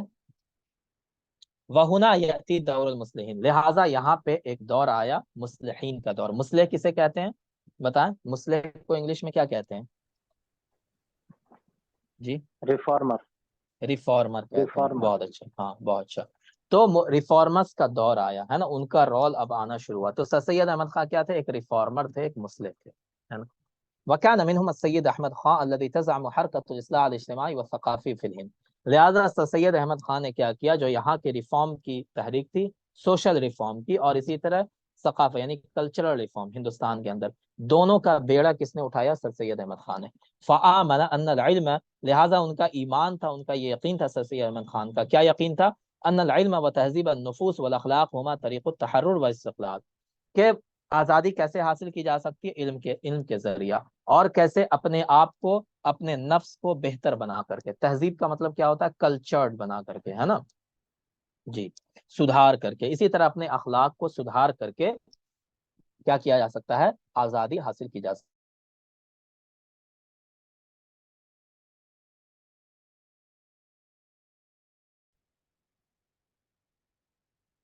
جی. وأخذ على عاتقه النهوض بالمسلمين عبر هذا الباب وهو في ذلك أشبه بالإمام محمد عبدو. ٹھیک ہے جی. لہٰذا انہوں نے اپنے کندھے پر ذمہ داری لے لی کہ مسلمانوں کو ہم کیا کریں گے؟ آگے بڑھائیں گے. اور یہ ایسا ہی تھا جیسے محمد عبدو، امام محمد عبدو، شیخ محمد عبدو نے مصر میں کیا تھا. فالاصلاح عندهما اصلاح بالتثقیف والتہذیب. لہٰذا ان دونوں کا مشن، یعنی محمد عبدو کا بھی اور سر سید احمد خان، دونوں کا مشن سیملر تھا. دونوں کا مشن کیا تھا؟ کہ مسلمانوں کی اصلاح کیسی کی جائے؟ ان کی تعلیم کے ذریعہ اور ان کی تہذیب کے ذریعہ. تہذیب کا مطلب کیا ہوتا ہے؟ کہ ان کو کلچرڈ بنا کر کے، ان کی جو عادتیں ہیں، ان کے جو اخلاق ہیں، اس کو بہتر بنا کر کے. ٹھیک ہے جی. والاستعانۃ بالسلطۃ فی تحقیق ھذا الغرض. اور اس مقصد کو پورا کرنے کے لیے جو سلطہ ہے، سلطہ مطلب کیا ہوا؟ جو حکومت ہے. حکومت کس کی تھی؟ برٹشرز کی. تو برٹشرز یعنی حکومت کی مدد بھی حاصل کی جائے، تبھی یہ چیز ہم حاصل کر سکتے ہیں. اور اس کے پیچھے ایک ریزن یہ بھی تھا، کیونکہ جو مطلب نن مسلم تھے، ہندو کہہ لیں اس کو، ہندو جو تھے، ہندو کمیونٹی، وہ تعلیم میں آگے بڑھ رہی تھی، وہ ہر چیز میں آگے بڑھ رہی تھی. کیوں آگے بڑھی تھی؟ کیونکہ وہ انگریزوں سے ہیلپ لے رہے تھے ہر چیز میں، ہے نا. لہٰذا سب سے پہلے بی ایچ یو بنا. بی ایچ یو کس نے بنایا تھا؟ بتائیں کس نے بنایا تھا بی ایچ یو؟ جی، بنارس ہندو یونیورسٹی کس نے بنایا تھا؟ راجا رام موہن رائے، ہے نا جی. انہوں نے بنایا تھا نا، بتائیں. ہاں. تو وہ کیا تھے؟ انہوں نے کیا کیا کہ ہندوؤں کو آگے بڑھانے کے لیے تعلیم کا سہارا لیا اور انگریزوں سے ہیلپ لی، لہٰذا وہ آگے بڑھ گئے. اسی طرح جو اور بھی بڑے بڑے ہندو سب تھے، آپ جانتے ہیں گاندھی جی کہاں پڑھنے گئے؟ برٹش پڑھنے گئے، ہے نا، انگلینڈ سے پڑھ کے آئے. امبیڈکر کہاں پڑھے؟ بتائیں. امبیڈکر نے کہاں سے تعلیم حاصل کی؟ جی لندن وغیرہ سے. ہاں، انگلینڈ سے تعلیم حاصل کی، ہے نا. اسی طرح بڑے بڑے جو آپ پڑھیں گے اس کو ہسٹری میں، تو آپ کو پتا چلے گا کہ جو بڑے بڑے ہندو لیڈرز تھے، وہ سب کے سب انگلینڈ جا کے پڑھتے تھے اور انگریزوں سے ہیلپ لیتے تھے. بعد میں وہی لوگ ہندوستان میں کیا بن گئے؟ ہندوستان کے لیڈر بن گئے. لیکن مسلمان اپوزٹ میں تھے، اپوز کر رہے تھے ہندوؤں کا، ہر چیز میں اپوز کر رہے تھے. کس کا؟ انگریزوں کا. اور اس کا نتیجہ کیا ہو رہا تھا؟ کہ مسلمان ٹارگٹ کیے جا رہے تھے، پیچھے دھکیلے جا رہے تھے. لہٰذا سر سید احمد خان کو یہ سمجھ میں آیا کہ اگر مسلمانوں کا یہی حالت رہا تو مسلمان پھر کیا ہوگا؟ بالکل برباد ہو کے رہ جائے گا ہندوستان میں. لہٰذا انہوں نے بھی ہندوؤں کا طریقہ مطلب اسی کو اختیار کیا تاکہ مسلمانوں کو آگے بڑھایا جائے. اور مسلمان آگے بڑھے گا جب تعلیم حاصل کرے گا. تعلیم حاصل نہیں کرے گا، جاہل رہے گا، تو پیچھے جاتا رہے گا. ٹھیک ہے جی. لہٰذا انہوں نے اس کے لیے برٹشرز کی مدد بھی حاصل کرنی شروع کی. والتعاون معها لانجاز ما يطمع الیہ. اور ان کا مدد کیوں لیا؟ تاکہ جو ان کا مقصد ہے سر سید احمد خان کا، وہ مقصد پورا ہو جائے. وعدم التعجل فی الاصطدام بها. اور انگریزوں سے ٹکراؤ کرنے میں، جنگ کرنے میں جلدی نہ کیا جائے. ٹھیک ہے، ورنہ کیا ہوگا؟ اور پیچھے چلتے جائیں گے. وهذه رؤيا في الاصلاح جلبت اتهامات لمن رامها. لہٰذا یہ جو ان کا نظریہ تھا، یہ جو ان کی سوچ تھی، اسی کی وجہ سے ان پر بہت سارے الزام لگے. یہاں تک الزام لگا کہ یہ کیا ہے؟ انگریزوں کا ایجنٹ ہے. سر سید احمد خان کیا ہے؟ مطلب ملحد ہے، مسلمان ہی نہیں ہے، کافر ہے یہ. ٹھیک ہے، بہت ساری باتیں ان کے بارے میں کہی گئی، ہے نا. جو ان کے بارے میں فتویٰ نکلا کہ یہ ہے، یہ وہ ہے، یہ وہ ہے، اس کی بات مت مانو، مسلمانوں کو اس کی بات نہیں ماننی چاہیے. یہ ساری باتیں ہوئی. چونکہ اس کے پیچھے ایک بڑی وجہ جو تھی وہ دارالعلوم دیوبند کی تھی، کیونکہ دارالعلوم دیوبند جو ہے وہ بھی اسی زمانے میں بنا تھا، بلکہ سر سید احمد خان سے پہلے ہی دارالعلوم دیوبند بن چکا تھا. قاسم نانوتوی رحمۃ اللہ نے اس کی بنیاد رکھ دی تھی. اور دارالعلوم دیوبند کا جو نظریہ تھا وہ مکمل کیا تھا؟ انگریزوں کے خلاف نظریہ تھا. اور ایک زمانے تک دارالعلوم دیوبند کا فتویٰ تھا کہ انگلش کی تعلیم حاصل کرنا، انگلش پڑھنا، انگریزی پڑھنا، یہ بھی کیا ہے؟ یہ بھی مسلمانوں کے لیے جائز نہیں ہے. ٹھیک ہے، وہ اس دور میں ان کا فتویٰ تھا، اب نہیں ہے نا. اس دور کے سچویشن کے حالات ایسے تھے کہ حالات کی وجہ سے انہوں نے یہ فتویٰ دیا تھا کہ انگریز جو ہے مسلمانوں کے دشمن ہے، لہٰذا ان کی زبان سیکھنا بھی مسلمانوں کے لیے جائز نہیں ہے. اور اس کے خلاف سر سید احمد خان کیا کر رہے تھے؟ وہ یہ کہہ رہے تھے کہ مسلمان تبھی آگے بڑھ سکتا ہے جب وہ کیا کرے گا؟ انگریزوں سے دشمنی مول لینا چھوڑ دے گا. دشمنی رکھو، دل میں رکھو، اس کو ظاہر نہیں کرو، ان سے ڈرو، ان سے مطلب لڑو نہیں، بلکہ ان کی ہیلپ لے کر کے آگے بڑھو. ٹھیک ہے، اور انگلش تعلیم حاصل کرو، انگریزی تعلیم حاصل کیے بنا، سائنس کی نالج لیے بنا مسلمان ترقی نہیں کر سکتے۔ تو یہ دو الگ الگ نظریے تھے جو دونوں آپس میں کیا ہو رہے تھے، اپوزٹ نظریے تھے، ٹھیک ہے۔ ایک دارالعلوم دیوبند کا نظریہ تھا، وہ بالکل الگ تھا، اور ایک علی گڑھ کا یعنی سر سید احمد خان کا نظریہ تھا، وہ بالکل اس کے اپوزٹ تھا، اور دونوں نظریوں میں ٹکراؤ ہوتا تھا۔ لہٰذا دارالعلوم دیوبند سے بڑے بڑے علماء نے فتویٰ دیا کیا کہ سر سید احمد خان جو ہے وہ کافر ہے، وہ ملحد ہے، اور وہ جو ہے انگریزوں کا ایجنٹ ہے، لہٰذا اس کی بات مت مانو، کچھ بھی اس کی ایکسیپٹ نہ کرو، ٹھیک ہے۔ تو وہ اس زمانے میں یہ ساری چیزیں ہو رہی تھیں، ہے نا۔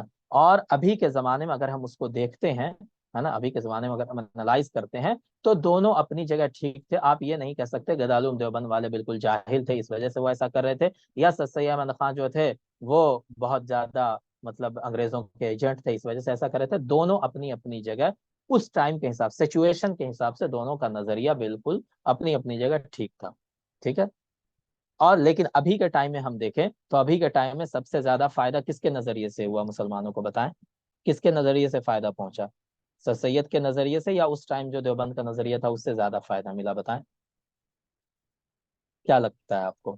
سر سید احمد سر سید احمد کے نظریے سے ابھی جو زیادہ فائدہ ہوا مطلب دنیاوی فائدہ، دینی فائدہ تو دیوبند اس میں سب سے افضل ہے، ٹھیک ہے، دینی فائدہ سب سے زیادہ دیوبند سے ہوا آج بھی، لیکن دنیاوی فائدہ جو دنیا میں تھوڑا سا مسلمانوں کی حالت بہتر ہوئی وہ علی گڑھ تحریک کی وجہ سے بہتر ہوئی، ہے نا۔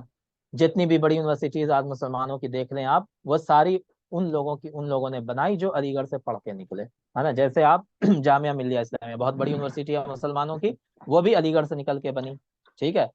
جے این یو بنا، جے این یو بنانے والے جو تھے وہ کون تھے پتا ہے آپ کو؟ جے این یو بنانے والے کون تھے جی؟ جواہر لال نہرو۔ نہیں بھائی، جواہر لال نہرو تو مر چکے تھے۔ اندرا گاندھی کے ٹائم پہ جے این یو بنا تھا، اندرا گاندھی اس وقت پریزیڈنٹ وہ تھی، پرائم منسٹر تھی، لیکن جے این یو کا آئیڈیا کس نے دیا تھا پتا ہے آپ کو؟ مونس رضا تھے، ٹھیک ہے، ڈاکٹر مونس رضا، ہے نا۔ یہ ڈی یو میں جغرافی ڈپارٹمنٹ میں تھے یہ، اور یہ ایم یو کے ہی پڑھے ہوئے تھے۔ انہوں نے ہی آئیڈیا دیا تھا اندرا گاندھی کو کہ آپ ایک ایسی یونیورسٹی بنائیے، ہے نا، ڈاکٹر مونس رضا۔ تو جے این یو میں پڑھنے والے لوگ بھی نہیں جانتے ہیں کہ جے این یو کو بنانے والا جو تھا، جے این یو کا جو اس نے آئیڈیا دیا تھا اندرا گاندھی کو، وہ ایک علی گڑھ کا پڑھا ہوا ہے مسلمان تھا، لوگوں کو یہ بات بھی نہیں پتا ہے، ٹھیک ہے۔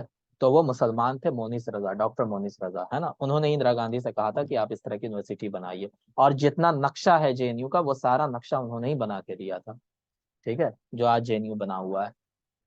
اسی طرح آپ دیکھیں مانو بنا ہوا ہے نا، مولانا آزاد نیشنل اردو یونیورسٹی حیدرآباد میں، جو بھی مسلمانوں کی یونیورسٹیز ہیں، بڑے بڑے انسٹیٹیوٹ ہیں، وہ سب کے سب علی گڑھ سے ہی کہیں نہ کہیں کیا ہوئے ہیں، جڑے ہوئے ہیں، ٹھیک ہے۔ تو یہ بہت بڑی تحریک تھی اس وقت، سر سید نے جو سوچا اس کا فائدہ آج مسلمانوں کو ہو رہا ہے، ٹھیک ہے۔ چلیں، تو اس سوچ کی وجہ سے ان پر بہت سارا الزام لگا، ودار حولها جدل ونقاش لا يزال صداه يتردد حتى الآن، اور بہت زیادہ ڈیبیٹ ہوا، ڈسکشن ہوا، اور اس کی آواز آج تک سنائی دیتی ہے، لكنها على أي حال أنارت عقولا وقدمت رجالات وأحدثت حركة في الفكر ونهضة في العلم والثقافة، لیکن ان سب کے باوجود سر سید احمد خان کی جو تحریک تھی اس نے کیا کیا، لوگوں کی عقلوں کو زندہ کیا، ہے نا، لوگوں کو آگے بڑھایا، ان کی فکر کو آگے بڑھایا، اور ان کے اندر علم کی اور ثقافت کی، کلچر کی بیداری پیدا کی، ان کے اندر اویئرنس پیدا کیا کہ وہ بھی آگے بڑھیں، ہے نا جی، اپنے آپ کو بہتر بنائیں، تبھی وہ ترقی کر سکتے ہیں۔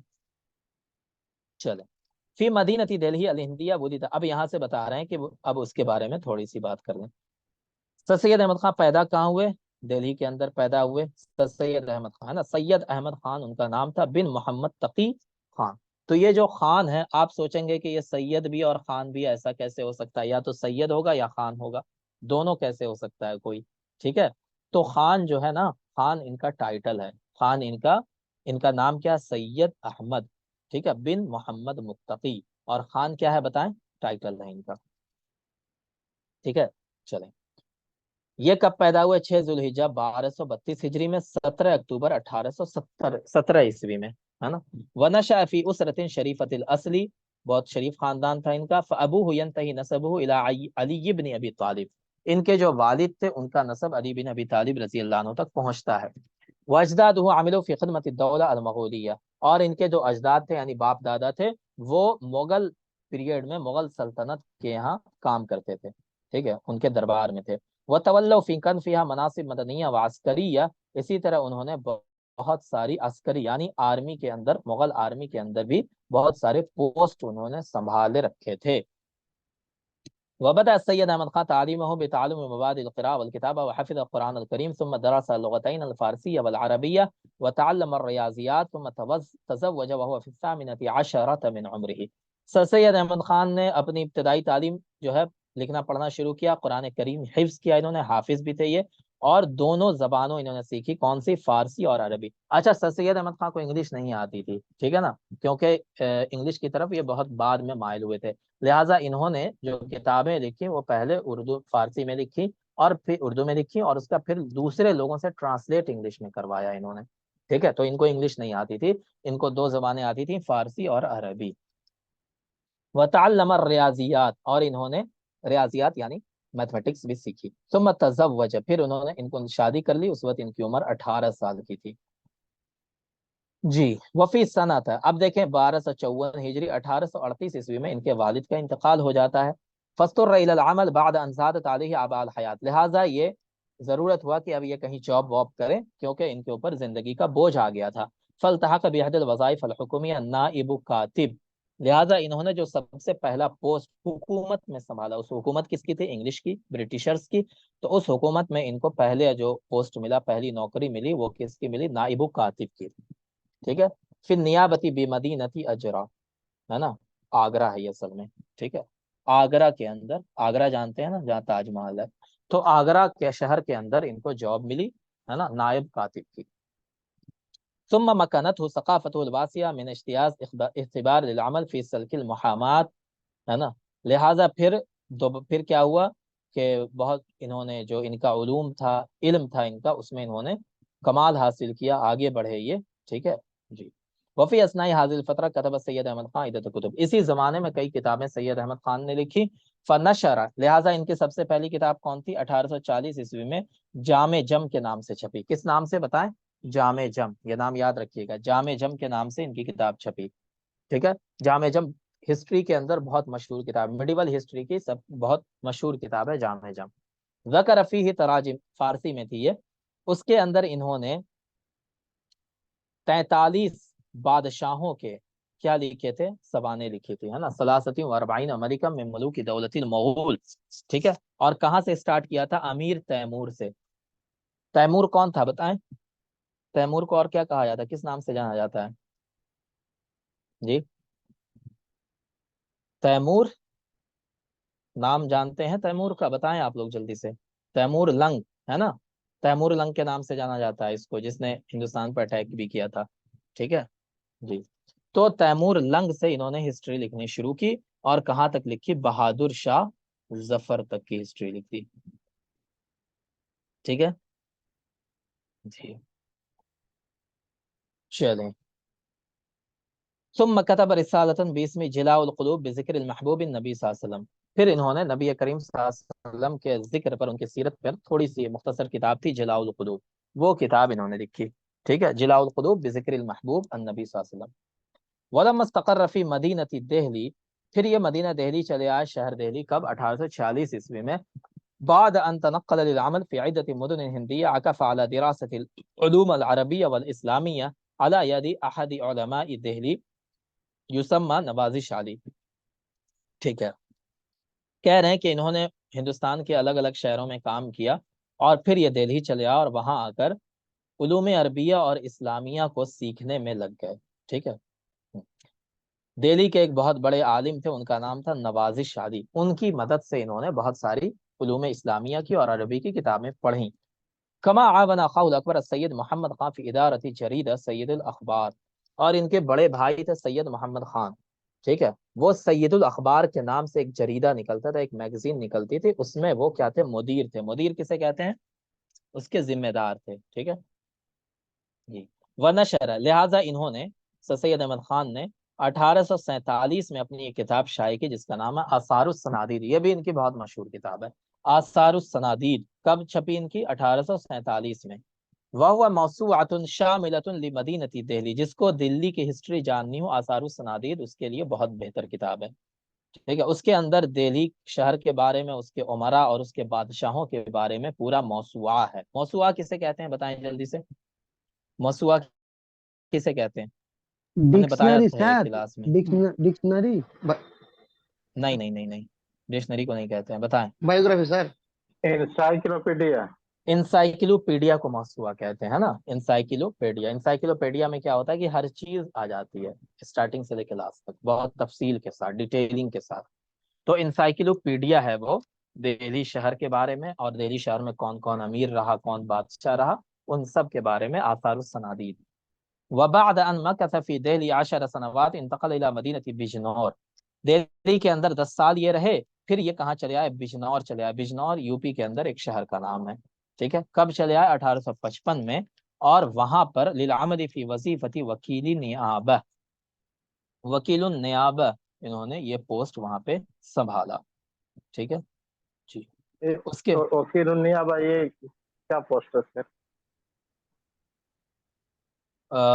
اس کو کیا کہا سر جائے گا؟ سر باجنور سے مطلب سوچنے دیجیے تھوڑا سا۔ سر الہ مدینہ باجنور سے مطلب کون سا جگہ؟ بجنور ہے، یہ یو پی کے اندر ایک جگہ ہے، ایک ضلع ہے بجنور۔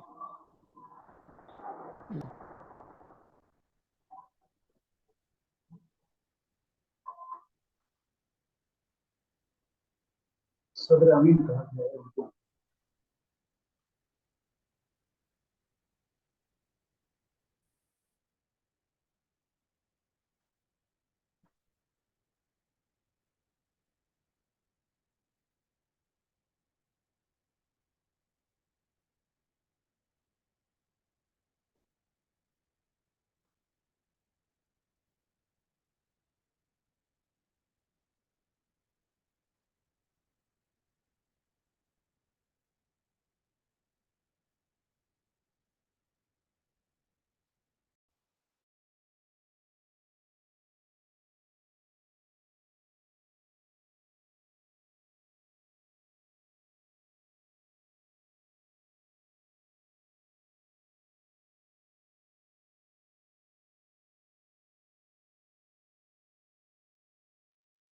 یہ بیچ بیچ میں جو ہے نا وہ غائب ہو جاتا ہے جی۔ وکیل النیابہ اصل میں کہتے ہیں پروسیکیوٹر کو، ٹھیک ہے۔ جو وکیل ہوتا ہے نا، پروسیکیوٹر جو ہوتا ہے مطلب سرکاری وکیل جس کو کہہ لیں، ٹھیک ہے، تو وہ ہوتا ہے وکیل النیابہ، ٹھیک ہے جی۔ صدر امین، اوکے، پروسیکیوٹر وہ کہتے ہیں۔ وحین اشتعلت ثورۃ الہند التي قادها المجاہدون المسلمون، یہ بجنور میں ہی تھے جب ہندوستان میں بغاوت شروع ہو گئی۔ کانت سید احمد خان فی یعمل فی بجنور، یہ بجنور میں ہی کام کر رہے تھے۔ لکنہ لم یشارک فی اعمالها ضد الانجلیز، ٹھیک ہے، لانه كان يرى ان المسلمین لیست لديهم القوة الكافیة التي تمکنهم من مواجهة الانجلیز، ٹھیک ہے۔ تو انہوں نے کیا کیا؟ انگریزوں کے خلاف جو تحریک چلی اس میں یہ شریک نہیں ہوئے، شامل نہیں ہوئے، کیونکہ ان کا یہ ماننا تھا کہ مسلمانوں کے پاس انگریزوں سے لڑنے کی طاقت نہیں ہے۔ وَهَذَا الرَّأْيُ يُعَارِضُهُ فِيهِ الْكَثِيرُونَ، لہٰذا ان کی اس رائے کو بہت سارے لوگوں نے کیا کیا؟ اپوز کیا اس رائے کا ان کے۔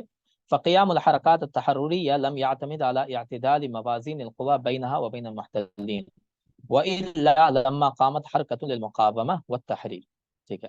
تو لوگوں نے کیا کہا کہ جو بھی آزادی کی جنگ، آزادی کی تحریک شروع ہوتی ہے وہ اس وجہ سے نہیں شروع ہوتی ہے کہ آزادی کی جنگ لڑنے والے لوگوں کے پاس جو قبضہ کی ظالموں جیسی طاقت ہو جاتی ہے، اس وجہ سے نہیں ہوتی ہے نا، بلکہ وہ آزادی کے لیے ایک جنگ شروع ہوتی ہے، پھر بعد میں وہ آگے بڑھتی ہے۔ تو لوگوں کا یہ ماننا تھا، لیکن ان کا کیا ماننا تھا کہ جب تمہارے پاس طاقت نہیں ہے لڑنے کی انگریزوں سے تو مت لڑو۔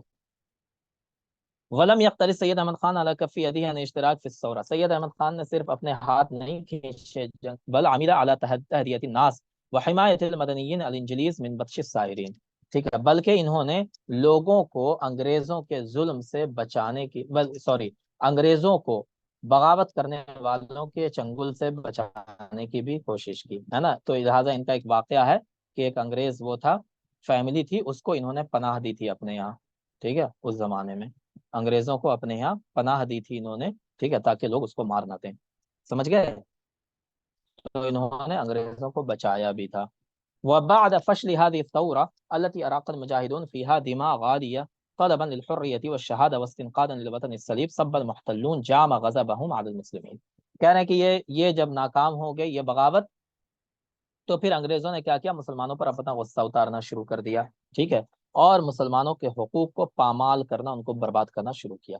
ولم يجد السيد احمد خان بدا من مد جسور التفاهم والتعاون مع الانجليز بعد ان تسارعت الطوائف المختلفه للهند في التقرب الى الانجليز الذين احكموا قبضتهم على البلاد، وكان احمد خان يهدف من سعيه الى وقف الاضرار التي لحقت بالمسلمين من تعذيب وظلم، وہی ساری باتیں ہیں، وانحاء حاله العداوه بين الطرفين، والف في هذا الشان رساله باللغه الاردويه بعنوان اسباب الثوره الهنديه، ٹھیک ہے۔ تو جب سید احمد خان نے یہ ساری چیزیں دیکھی تو انہوں نے انگریزوں کے ساتھ تفاہم اور تعاون کا راستہ اختیار کرنا شروع کیا، ٹھیک ہے۔ تفاہم کا مطلب کیا ہوا کہ آپسی سمجھ، انڈرسٹینڈنگ، ٹھیک ہے، اور ایک دوسرے کی مدد، تو یہ ساری چیزیں انہوں نے اسٹارٹ کی، ہے نا، انگریزوں کو سمجھانا شروع کیا، ٹھیک ہے۔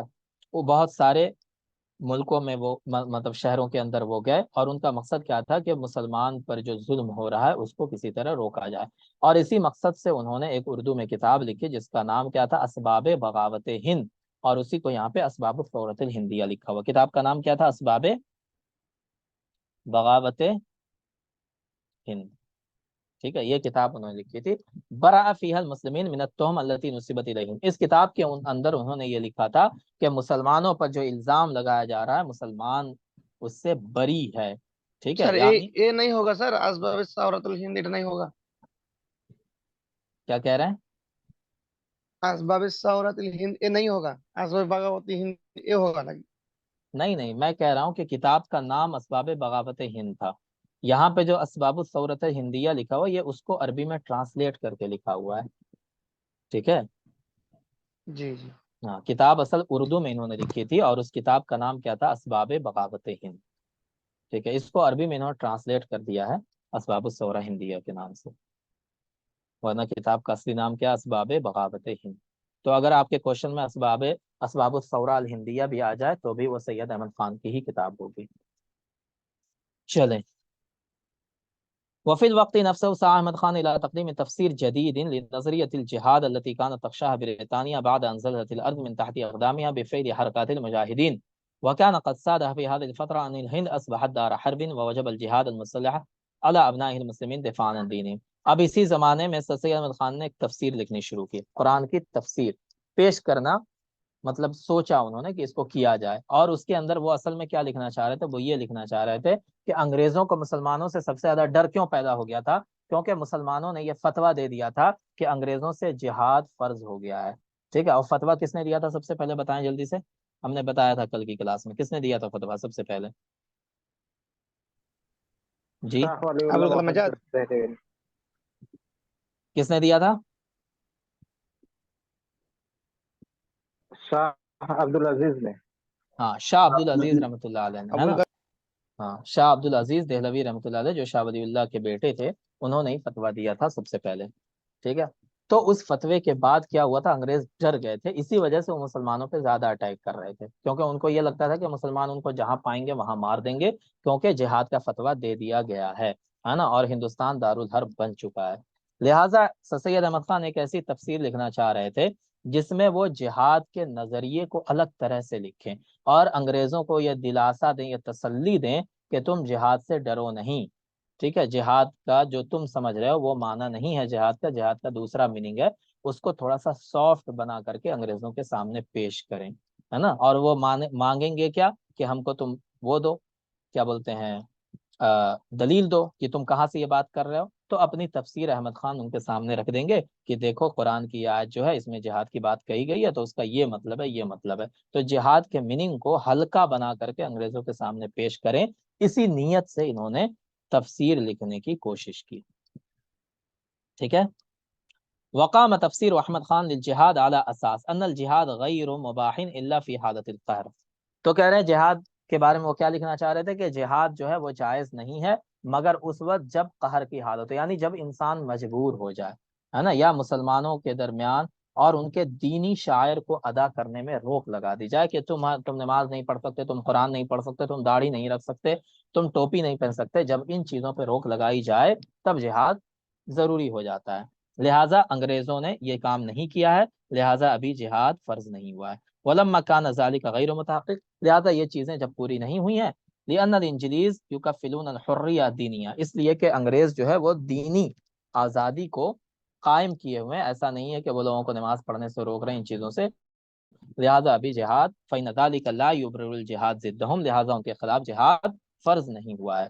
وقد جرت هذه الفکر اتهامات کثیرہ وجہت الیہ، لہٰذا اس فکر کی وجہ سے ان کے اوپر بہت سارا الزام لگا کہ یہ جو ہے قرآن کو اپنے من سے پیش کر رہے ہیں اور یہ قرآن کی تفسیر میں خلط ملط کر رہے ہیں، الٹا سیدھا لکھ رہے ہیں۔ ٹھیک ہے، اس کے علاوہ سر سید احمد خان کے اور بھی نظریے تھے جو بہتر نہیں تھے، ہم لوگ بھی اس کو اچھا نہیں سمجھتے ہیں۔ جیسے سر سید احمد خان نے لکھا، کیا لکھا کہ جو معراج ہے تو وہ معراج کی کوئی حقیقت نہیں ہے، معراج جو ہے وہ بس خواب تھا، ایک اللہ کے رسول نے خواب میں دیکھی تھی وہ ساری چیزیں، جسمانی معراج کے وہ قائل نہیں تھے۔ اسی طرح انہوں نے انکار کیا کہ جنت جہنم کچھ نہیں ہے، فرشتے کچھ نہیں ہے، ان ساری چیزوں کا انہوں نے انکار کیا تھا۔ سر سید احمد خان نے اپنی تحریروں میں اس کا انکار کیا، ٹھیک ہے، اور یہ عقیدے کے لحاظ سے ہم لوگ اس کو نہیں مان سکتے۔ ان کا جو تعلیمی مطلب ایجوکیشن کا جو ان کا وہ تھا، جو انہوں نے کوشش کی، وہ بہت اعلیٰ کوشش تھی، ہے نا، اس کے ہم سب مانتے ہیں، لیکن جو ان کا دینی نظریہ تھا، ریلیجیس جو ان کا بلیف تھا، اس کو ہم نہیں مانتے ہیں، ٹھیک ہے۔ وبدأ السيد احمد خان خطته في الارتقاء بمستوى التعليم لدى المسلمين لإيمانه بأنه السبيل إلى النهوض بهم، ان کا یہ ماننا تھا کہ مسلمان تبھی آگے بڑھ سکتے ہیں جب وہ تعلیمی میدان میں ترقی کریں۔ فقام بتأسيس جمعية علمية أدبية في غازی پور، لہٰذا انہوں نے غازی پور کے اندر سن 1863 میں ایک علمی کیا بنائی، بتائیں، ایک علمی سوسائٹی بنائی، اور اس کا نام کیا رکھا تھا، پتہ ہے آپ کو کیا نام رکھا تھا اس کا؟ جی، اس کا نام کیا رکھا تھا؟ سائنٹیفک سوسائٹی، ہے نا، کیا نام رکھا تھا اس کا؟ سائنٹیفک سوسائٹی، ہاں، چلیں۔ کان الغرض منها نشر الآراء الحدیثہ فی التاریخ والاقتصاد والعلوم، اس کا مقصد کیا تھا کہ ہسٹری، اسی طرح اکانومکس اور جو سائنس ہے اس کے علوم کو بڑھایا جائے۔ وترجمۃ اہم الکتب الانجلیزیہ، اور جو انگلش میں ان موضوعات پر کتابیں لکھی ہوئی، ان ٹاپکس پر جو انگلش میں بکس لکھی ہوئی ہیں، ان کو اردو میں ٹرانسلیٹ کیا جائے تاکہ زیادہ سے زیادہ مسلمان اس سے فائدہ اٹھا سکیں، ٹھیک ہے۔ تو یہ سائنٹیفک سوسائٹی تھا، اس کا اصل مقصد کیا تھا کہ جو سائنسی علوم ہے اس کو آگے بڑھایا جائے اور مسلمانوں تک پہنچایا جائے، اور اس کے لیے انگلش میں جو کتابیں ہیں اس کو اردو میں ٹرانسلیٹ کیا جائے۔ وَعِنَّمَا انتقل إِلَىٰ علی گڑھ، جب یہ علی گڑھ چلے آئے، کب؟ 1864 میں، تو 1863 میں سائنٹیفک سوسائٹی بنے، پھر 1864 میں علی گڑھ چلے آئے۔ نقل معه مقرر جمعیہ، لہٰذا جو سائنٹیفک سوسائٹی کا مرکز تھا وہ بھی علی گڑھ چلا آیا، کہاں سے؟ غازی پور سے۔ التي واصلت نشاطها في نشر الابحاث والمقالات وترجمة الكتب الحديثة ودعم نشاطها باصدار مجلہ تحمل اسم الجمعیہ، ٹھیک ہے۔ لہٰذا ایک مجلہ بھی انہوں نے نکالا اسی نام سے، اس کا بھی نام کیا تھا؟ سائنٹیفک، بتائیں، سائنسی سوسائٹی، ٹھیک ہے، اسی نام سے انہوں نے ایک مجلہ بھی نکالا، ہے نا، میگزین بھی نکالا۔ کان ینشر علی صفحاتی افکار الاصلاحیہ، ہے نا، اور اس کے اندر ان کی جو اصلاحی مضامین شائع ہوتے تھے، مقالات ہی التي تدعو مسلمي الہند علی الیقظہ والنہوض، مسلمانوں کو بیداری کی طرف ان کو اویئر کرنے کے لیے وہ ساری چیزیں اس میں لکھا کرتے تھے، ٹھیک ہے جی۔ سائنٹیفک سوسائٹی کا عربی کیا ہے؟ سائنٹیفک سوسائٹی Scientific جمعیت علمیت ادبیت، ٹھیک ہے، جمعیت علمیت سائنٹیفک سوسائٹی، ہے نا، چلیں۔ اور انہوں نے جو مجلہ نکالا تھا اس کا نام کیا تھا، بتائیں، اس کا نام کیا تھا؟ علی گڑھ انسٹیٹیوٹ گزٹ، کیا نام تھا اس کا؟ علی گڑھ انسٹیٹیوٹ گزٹ، ٹھیک ہے۔ پھر انہوں نے ایک اور مجلہ نکالا تھا، کب؟ وہ ہو سکتا ہے آگے آئے گا، چلیں۔ وقام فی اثناء انشغال بالعمل الاصلاحی بانشاء مدرستین لیلتحق بهما جميع طوائف الهند لكنه ادرك بعد فترة عدم جدوى ذلك بعد ان ارتفعت اصوات الهندوس تطالب بايقاف التعامل باللغة الأردوية والخط الفارسي في جميع المحاكم والإدارات الحكومية والاستعانة بلغة البهاشا والخط الديوناجري، وأيقن أن تعصب الهندوس يقف مانعا دون التقائهم مع المسلمين في الهند، ٹھیک ہے۔ اب یہاں پہ آ کر کے ان کو یہ پتا چلا کہ جو ہندو ہیں، ہے نا، وہ بہت زیادہ کیا ہیں، وہ چاہتے ہیں کہ اردو زبان اور فارسی زبان دونوں کیا ہو جائے، ختم ہو جائے، اس کو دوسرا درجہ دے دیا جائے، اور دیوناگری کو، ہے نا، خط الدیوناگری کا مطلب کیا؟ دیوناگری، دیوناگری کس کو کہتے ہیں؟ جس میں ہندی لکھا جاتا ہے، جس میں سنسکرت لکھا جاتا ہے، اس کو کیا کہتے ہیں؟ دیوناگری، ٹھیک ہے؟ تو دیوناگری کو، دیوناگری بھاشا کو، اس کے خط کو اور ہندی بھاشا کو کیا کیا جائے؟ آگے بڑھایا جائے، اور اس کے لیے وہ انگریزوں سے بہت زیادہ مل جل رہے تھے۔ جب یہ بات ان کو پتہ چلی اور ان کو یہ احساس ہو گیا کہ ہندو جو ہیں وہ مسلمانوں کو تعصب کی نظر سے دیکھتے ہیں، ٹھیک ہے نا جی، لہٰذا کیا ہوا، فی سنت 1869 میں سر سید احمد خان اپنے بیٹے محمود کے ساتھ لندن چلے گئے، ٹھیک ہے؟ لندن چلے گئے، کیوں گئے؟ وہاں کی یونیورسٹیز کو دیکھنے کے لیے۔ وہاں کون کون سی یونیورسٹی تھی بتائیں لندن میں؟ اس وقت آکسفورڈ تھی، ٹھیک ہے، اس کے بعد کیا تھا؟ کیمبرج تھا، ہے نا، کیمبرج یونیورسٹی، ایسا بہت پرانی یونیورسٹی ہے۔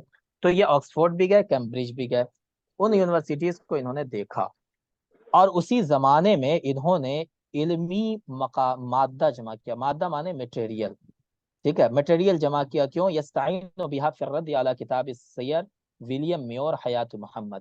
ولیم میور ایک انگریز تھا، مستشرق تھا، اس نے محمد صلی اللہ علیہ وسلم کی سیرت پر ایک کتاب لکھی تھی، ٹھیک ہے، اور اس کے اندر اس نے بہت سارے الزام لگائے تھے اللہ کے رسول صلی اللہ علیہ وسلم پر، الٹے سیدھے الزام لگائے تھے، ہے نا، لہٰذا ان کو بہت رنج ہوا اس بات سے، بہت تکلیف ہوئی، اور انہوں نے تہیہ کے ارادہ کر لیا کہ ہم اس کا جواب لکھیں گے، اور ہندوستان میں وہ چیزیں، وہ گئے کہاں پہ؟ انگلینڈ گئے، وہاں سے انہوں نے حیات محمد جو ولیم میور نے لکھی تھی اس کی کتاب کی کاپی لی انہوں نے، ٹھیک ہے، اور پھر چونکہ ان کو انگلش تو آتی نہیں تھی تو دوسرے لوگوں سے اس کتاب کو پڑھا، اس کو سمجھا، اور پھر انہوں نے اس کا جواب لکھوایا، ٹھیک ہے، اور اس کے لیے ان کو بہت ساری کتابوں کی ضرورت تھی، تو وہ انگلینڈ کی لائبریریوں سے انہوں نے وہ کتابیں حاصل کی۔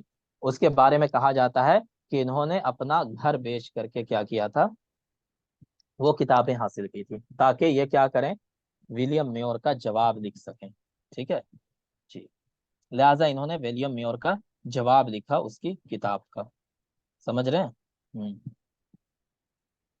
جی، اور جو اس نے الزام لگائے تھے اس کا نام کیا ہے بتائیں؟ اس کا نام کیا ہے اس کتاب کا؟ کوئی بتا سکتے ہیں؟ ولیم میور ولیم میور کی کتاب کا جو انہوں نے جواب لکھا تھا، ہے نا، تفسیر مطلب سیرت لکھی تھی اللہ کے رسول کی، اس کا نام کیا تھا؟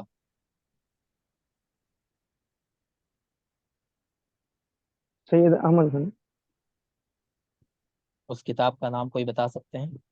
نہیں، ٹھیک ہے، دیکھیں اس کتاب کا نام انہوں نے جو لکھا تھا اس کا نام تھا خطبات احمدیہ۔ کیا نام تھا اس کا؟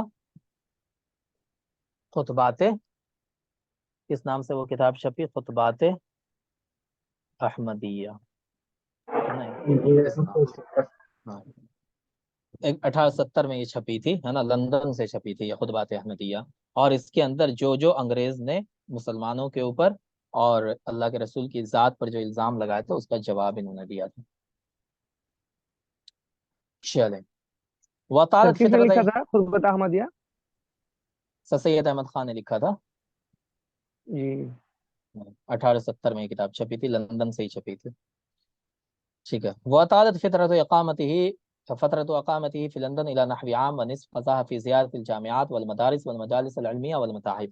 یہ لندن میں جو رہے اس دوران انہوں نے تقریباً یہ کتنے رہے؟ عام ونصف، 1.5 سال یہ لندن میں رہے، ٹھیک ہے، 1.5 سال، اور وہاں پہ انہوں نے بہت ساری یونیورسٹیز، اسکولس، اور وہاں کی جو علمی مطلب سوسائٹیز تھی، ہے نا، ایجوکیشن سوسائٹی تھی، وہ ساری چیزیں انہوں نے دیکھی وہاں پہ، ہے نا، ہر چیز کا مطالعہ کیا، ہر چیز کو دیکھا غور سے، اور اسی طرح بہت سارے وہاں پہ جو مفکرین تھے، جو علماء تھے، ان سب سے انہوں نے ملاقات کی،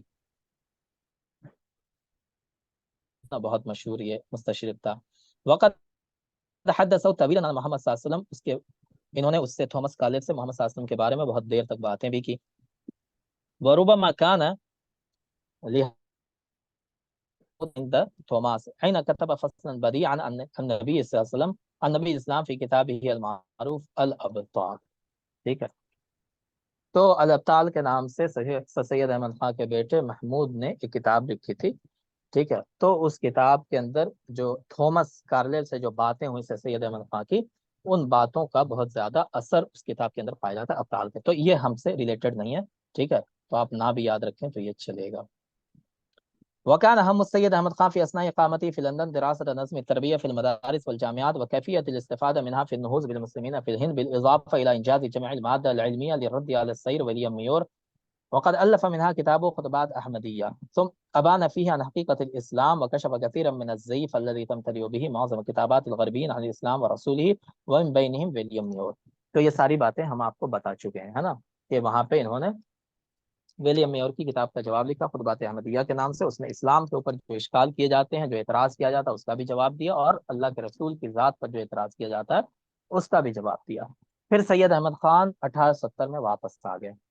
وہ عاقد العزم علی اصلاح حال المسلمین والنہوض بہم والارتقاء بشأنهم، اور یہاں پہ انہوں نے ارادہ کر لیا کہ مسلمانوں کی حالت کو سدھارنا ہے، ٹھیک ہے جی، اور مسلمانوں کو علوم میں آگے بڑھانا ہے، یہ ساری چیزیں انہوں نے اپنے دل میں سوچ لی۔ لہٰذا انہوں نے تہذیب الاخلاق کے نام سے ایک میگزین نکالا، کب؟ 1870 میں، ٹھیک ہے، اور یہ میگزین جو تہذیب الاخلاق آج بھی چھپتا ہے علی گڑھ مسلم یونیورسٹی سے، ہے نا، یہ میگزین آج بھی شائع ہوتا ہے۔ تو یہ جو رسالہ انہوں نے نکالا تھا 1870 میں، اس کا مقصد کیا تھا؟ لِإِذَاعَةِ أَفْكَارِهِ التَّعْلِيمِيَّةِ وَالدِّينِيَّةِ، اپنے علمی اور اپنے دینی سوچ کو پھیلانے کے لیے، ٹھیک ہے، تاکہ لوگوں تک جو وہ سوچ ہے ان کی وہ پہنچے۔ ومحاربۃ الامراض الاجتماعیہ التي انتشرت بین المسلمین، اور مسلمانوں کے درمیان جو ان کے سوسائٹی میں بیماریاں پیدا ہو گئی، ان بیماریوں کا علاج کرنے کے لیے اس میں وہ لکھتے تھے، اپنے مقالات لکھتے تھے، ٹھیک ہے۔ تو انہوں نے بہت، جیسے مسلمان جو ہے مطلب ان کی سوسائٹی میں بہت زیادہ گندگی پائی جاتی ہے، اس کے اوپر بھی لکھا، ہے نا، مسلمان جو ہے ان کے اندر جو اصل تہذیب تھی وہ ختم ہوتی جا رہی، اس کے اوپر لکھا۔ مسلمانوں میں جو ہندوؤں کے رسم رواج جیسے جہیز ہے، ان کی شادیوں میں جو ہندوؤں کا رسم رواج آ گیا ہے، ان سب کے خلاف بھی لکھا۔ تو یہ ساری چیزیں وہ کیا ہے اس میں لکھتے تھے تہذیب الاخلاق کے اندر، ٹھیک ہے۔ وعلى صفحات هذه المجلة نشر كثيرا من الموضوعات الدينية التي غلب عليها الجنوح والتطرق إلى تفسير القرآن، وذهب إلى أن النظر الصحيح يوجب الاعتماد على الروحي أكثر من الاعتماد على الحرفية، وادعى أن الوحي كان بالمعنى دون اللفظ،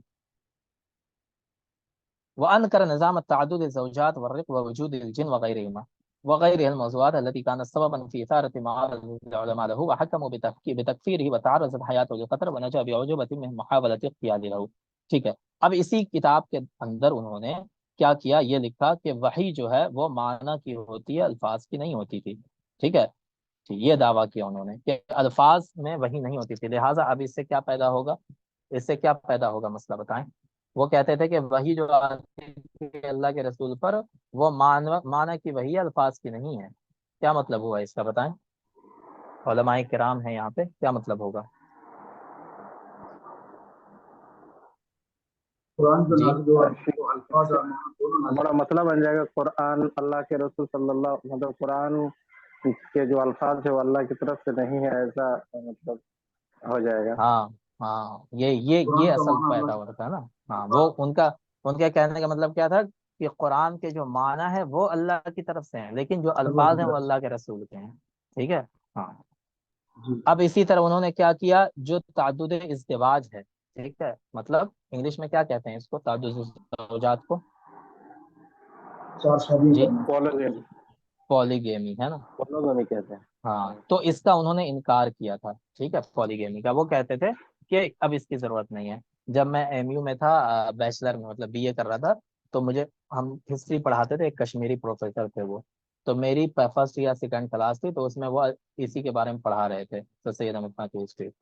تو انہوں نے پولیگیمی کے بارے میں بات کرنی شروع کی، پھر انہوں نے کہا کہ سر سید احمد خان کی سوچ بالکل صحیح تھی، ابھی بھی آج کے زمانے میں یہ پولیگیمی کی ضرورت نہیں ہے، اور یہ اس زمانے میں تھی، اب ضرورت نہیں ہے اس کی، ٹھیک ہے۔ تو وہ انہوں نے اپنی دلیلیں بیان کرنی شروع کی، تو پھر ہم نے اس پہ اشکال کیا، پھر تھوڑا سا ڈیبیٹ ڈسکشن بھی چلا تھا دونوں کے بیچ میں، پھر بعد میں انہوں نے مان لی بات، ہے نا۔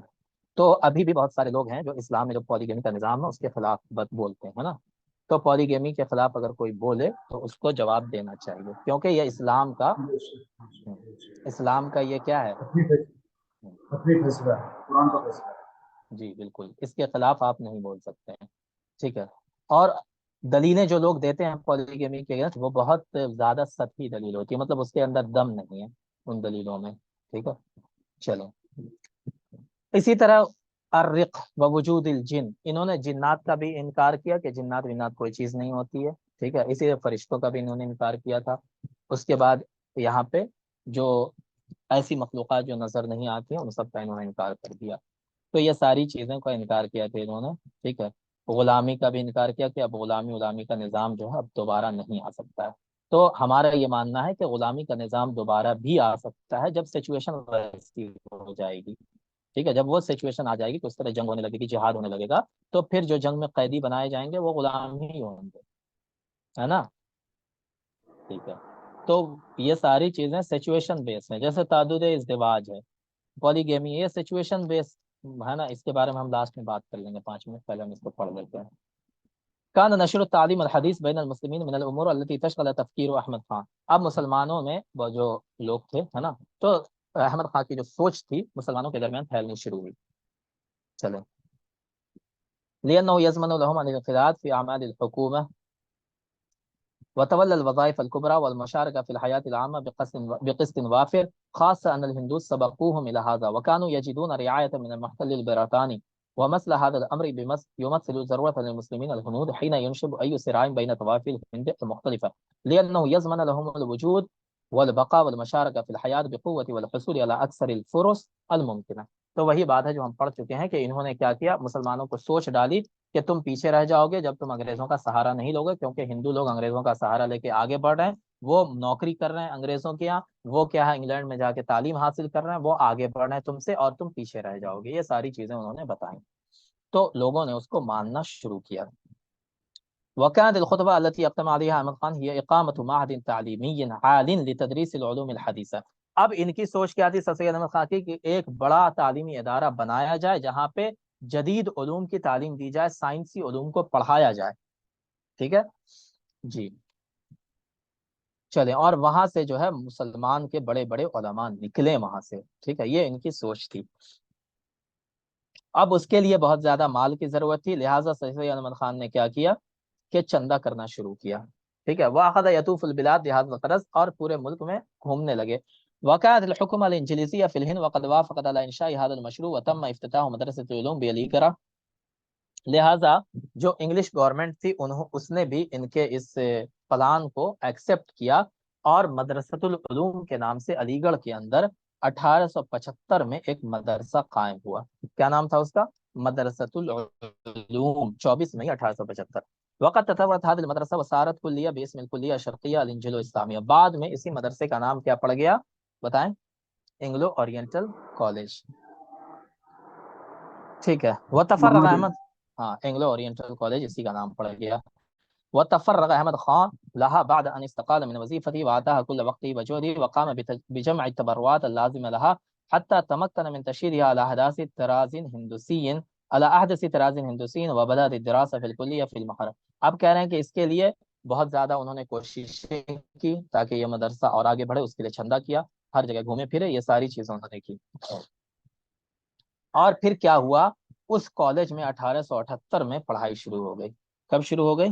1878 میں، جنوری 1878 سے وہاں پہ پڑھائی شروع ہو گئی، ٹھیک ہے۔ واستخدم لها اساتذہ اوروبیین لتدریس بها، وہاں پڑھانے کے لیے یوروپین ٹیچرز لائے گئے، یوروپین پروفیسرز لائے گئے۔ وجعل مهمتها نقل الثقافة الغربية إلى مسلمي الهند من عناية بالتربية الاجتماعية والخلقية، اس کا اصل مقصد ان کا کیا تھا کہ جو مغربی ثقافت ہے، مطلب مغربی کلچر ہے نا، وہ کیا ہو جائے، وہ جو علم ہے وہ مسلمانوں کے اندر بھی آ جائے، ہندوستانی مسلمانوں کے اندر۔ وتشجيع ترجمة العلوم الحديثة إلى اللغة العربية، اسی طرح جو کیا جدید علوم ہیں، سائنٹیفک علوم ہے نا، سائنس کا علم ہے، اس کو اردو میں ترجمہ کیا جائے، لیتسع مجال انتشارها بین الطلبة المسلمین، تاکہ مسلمان طلبہ کے درمیان وہ چیز پھیل سکے اور وہ اس سے فائدہ اٹھا سکے۔ چلیں، یہ ساری چیزیں انہوں نے کی۔ تدلى السيد احمد خان الى ان يجد فعله صداه في انحاء شبه القاره الهنديه، فدعا الى ان يعقد كل عام مؤتمرا خاصا بالتعليم، لہذا اب یہ جو سید احمد خان کی سوچ تھی یہ پورے ملک میں پھیلنے لگی۔ اب سید احمد خان نے ایک نیا پرپوزل رکھا کہ ہر سال ایک تعلیمی کانفرنس ہونی چاہیے، ایک ایجوکیشن کانفرنس ہونی چاہیے ہر سال، جس کے اندر مسلمانوں کے جو بڑے بڑے لیڈرز ہیں وہ آئیں، ہندوستان کے مختلف شہروں سے مسلمانوں کے لیڈرز آئیں، اور تعلیم کے امور پر، اور کیسے تعلیم کے کیا ذرائع اختیار کیا جائے، کیا وسائل ہے نا اختیار کیا جائے تاکہ تعلیم مسلمانوں میں زیادہ سے زیادہ پھیلے، کیسے مسلمانوں کے درمیان تعلیم کو پھیلایا جائے، کیسے نئے نئے اسکول بنائے جائیں، نئے نئے کالج بنائے جائیں، اس کے اوپر اس کانفرنس میں بات ہو. ٹھیک ہے. لہذا سب سے پہلی کانفرنس کب ہوئی؟ 1886 میں. سمجھ گئے؟ 1886 میں یہاں پہ 1886 میں ہوئی کلیت الاسلامیہ الشرقیہ فی علی گڑھ اینگلو اورینٹل کالج کے اندر. کب ہوئی پہلی کانفرنس؟ 1886 میں. وقت احدث عقد هذه المؤتمرات یقظۃ عند المسلمین، اور اس کے بعد مسلمانوں میں اویئرنیس پھیلی. ٹھیک ہے. ٹھیک. چلے، اور مسلمان جو ہے نئے علوم کی طرف، جدید علوم کی طرف آئے.